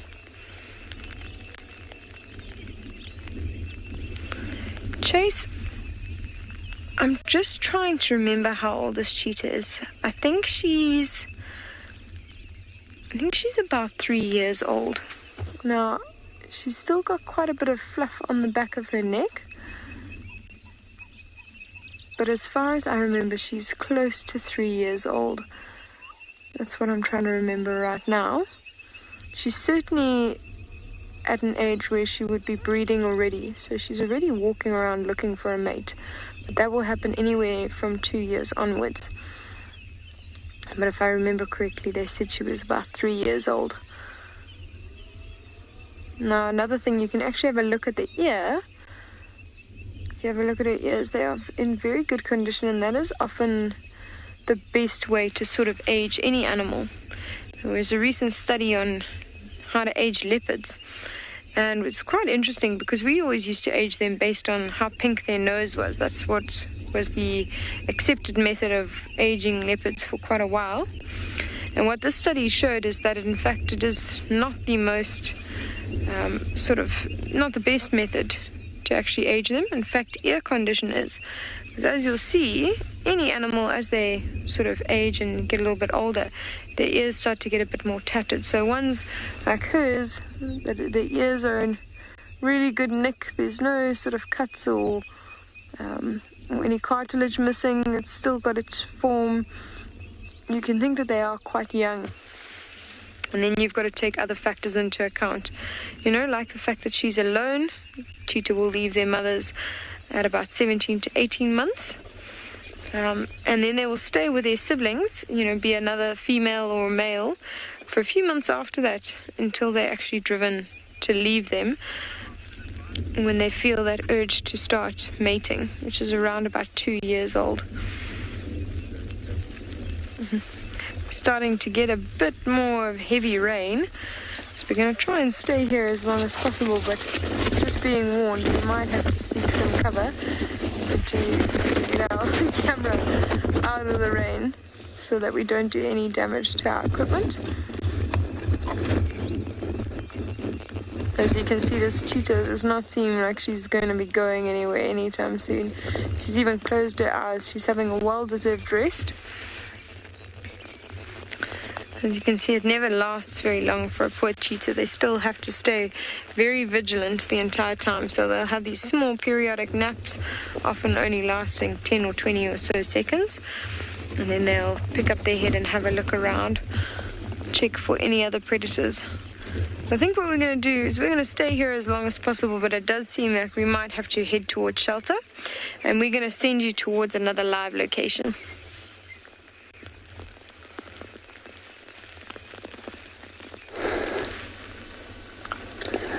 What a lovely sighting of the cheetahs.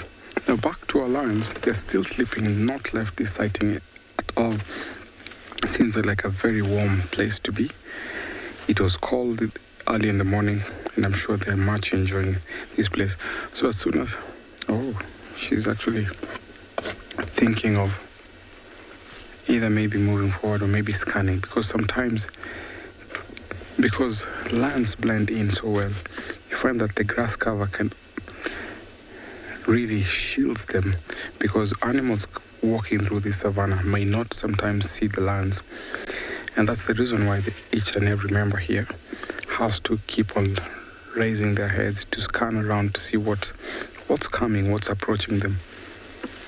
They're not worried of any other predator because they're epic predators, and they're at the core of their pride area, so they're not worried at all. The only thing they want to look or scan is to check if there's wildlife approaching their way.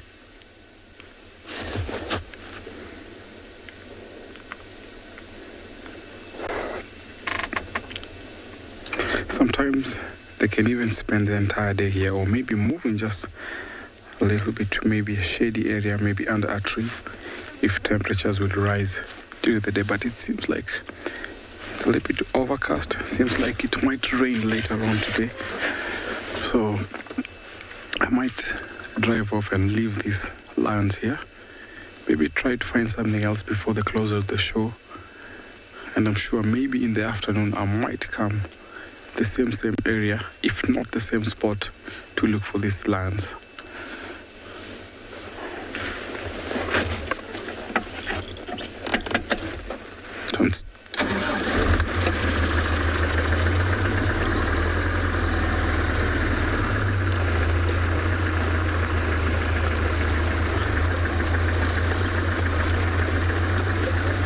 So as I drive off, let me take you over to another live location.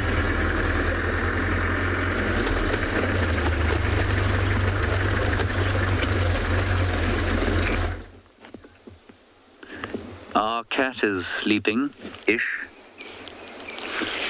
She's certainly not showing much enthusiasm for anything else currently. She looks like she's pondering something, thinking carefully. I don't know if that's the case or not. Kalamba, are you thinking about something? Or just having, as they say, a dose?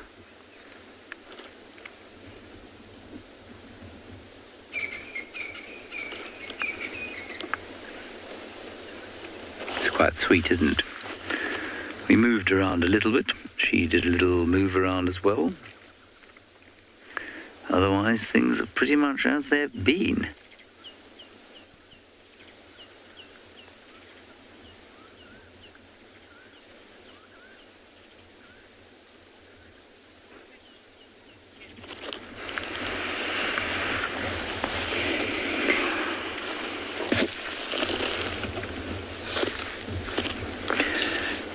Kellen, my favourite animal is most likely the wild dog.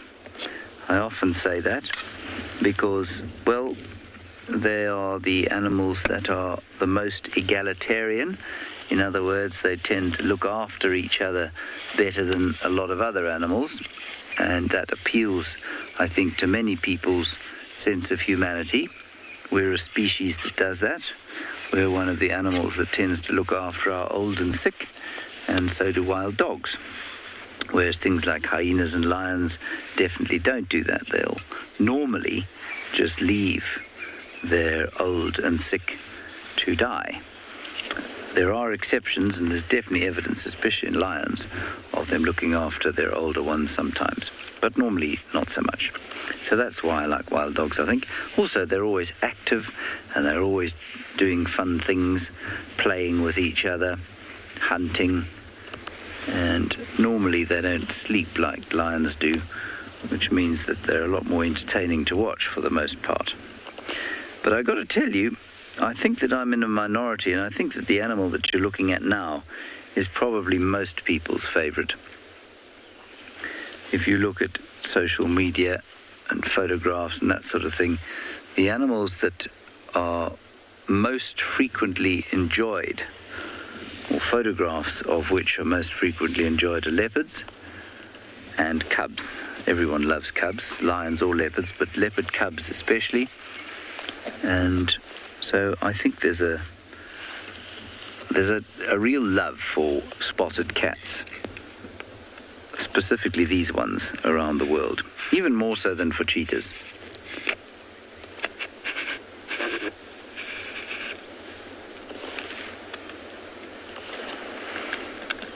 And you can see why. I mean, this is definitely my favorite cat.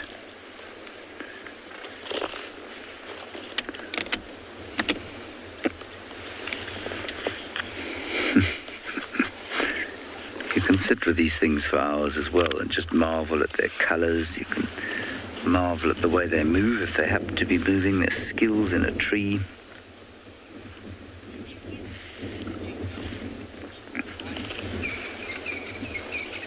No, Dr. Rocky Balboa, I have not seen a leopard take down an injured lion before.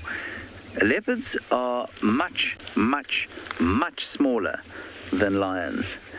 And, you know, unless the lion was almost dead, it would still be incredibly dangerous to a leopard. So, no, I think what you'd find if you found an almost dead lion would be that a leopard would avoid it. It wouldn't try and go anywhere near it to try and kill it. Even if it was dead. Let me just sneak I can see a tail there. No, I think it's a piece of Chloris roxburghiana. Let me sneak forward. She might go towards the tree.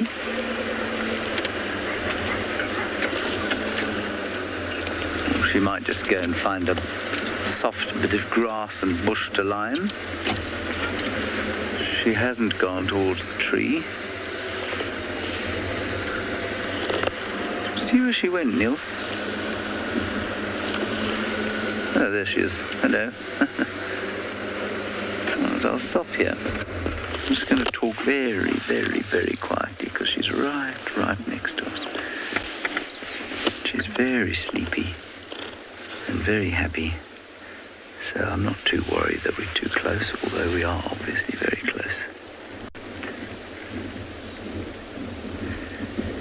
It's very lovely to have this little princess cat so close and happy with us.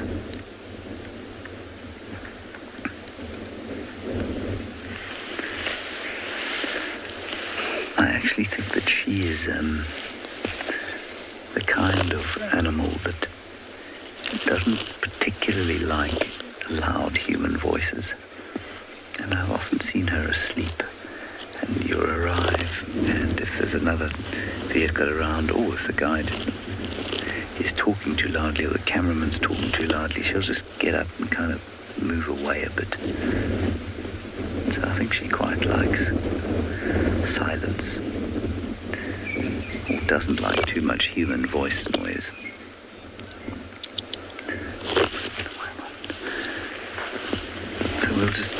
we'll just sit here quietly for the next minute or so, and then we'll leave her be as we go off to have breakfast. She's only about 3 meters from us now, but you can see she's falling asleep. Perhaps it is the soothing way that I'm speaking. And as I look at her, I'm looking straight into her eyes, and people will tell you, don't ever look into the eyes of a cat. Well, she's not reacting any differently.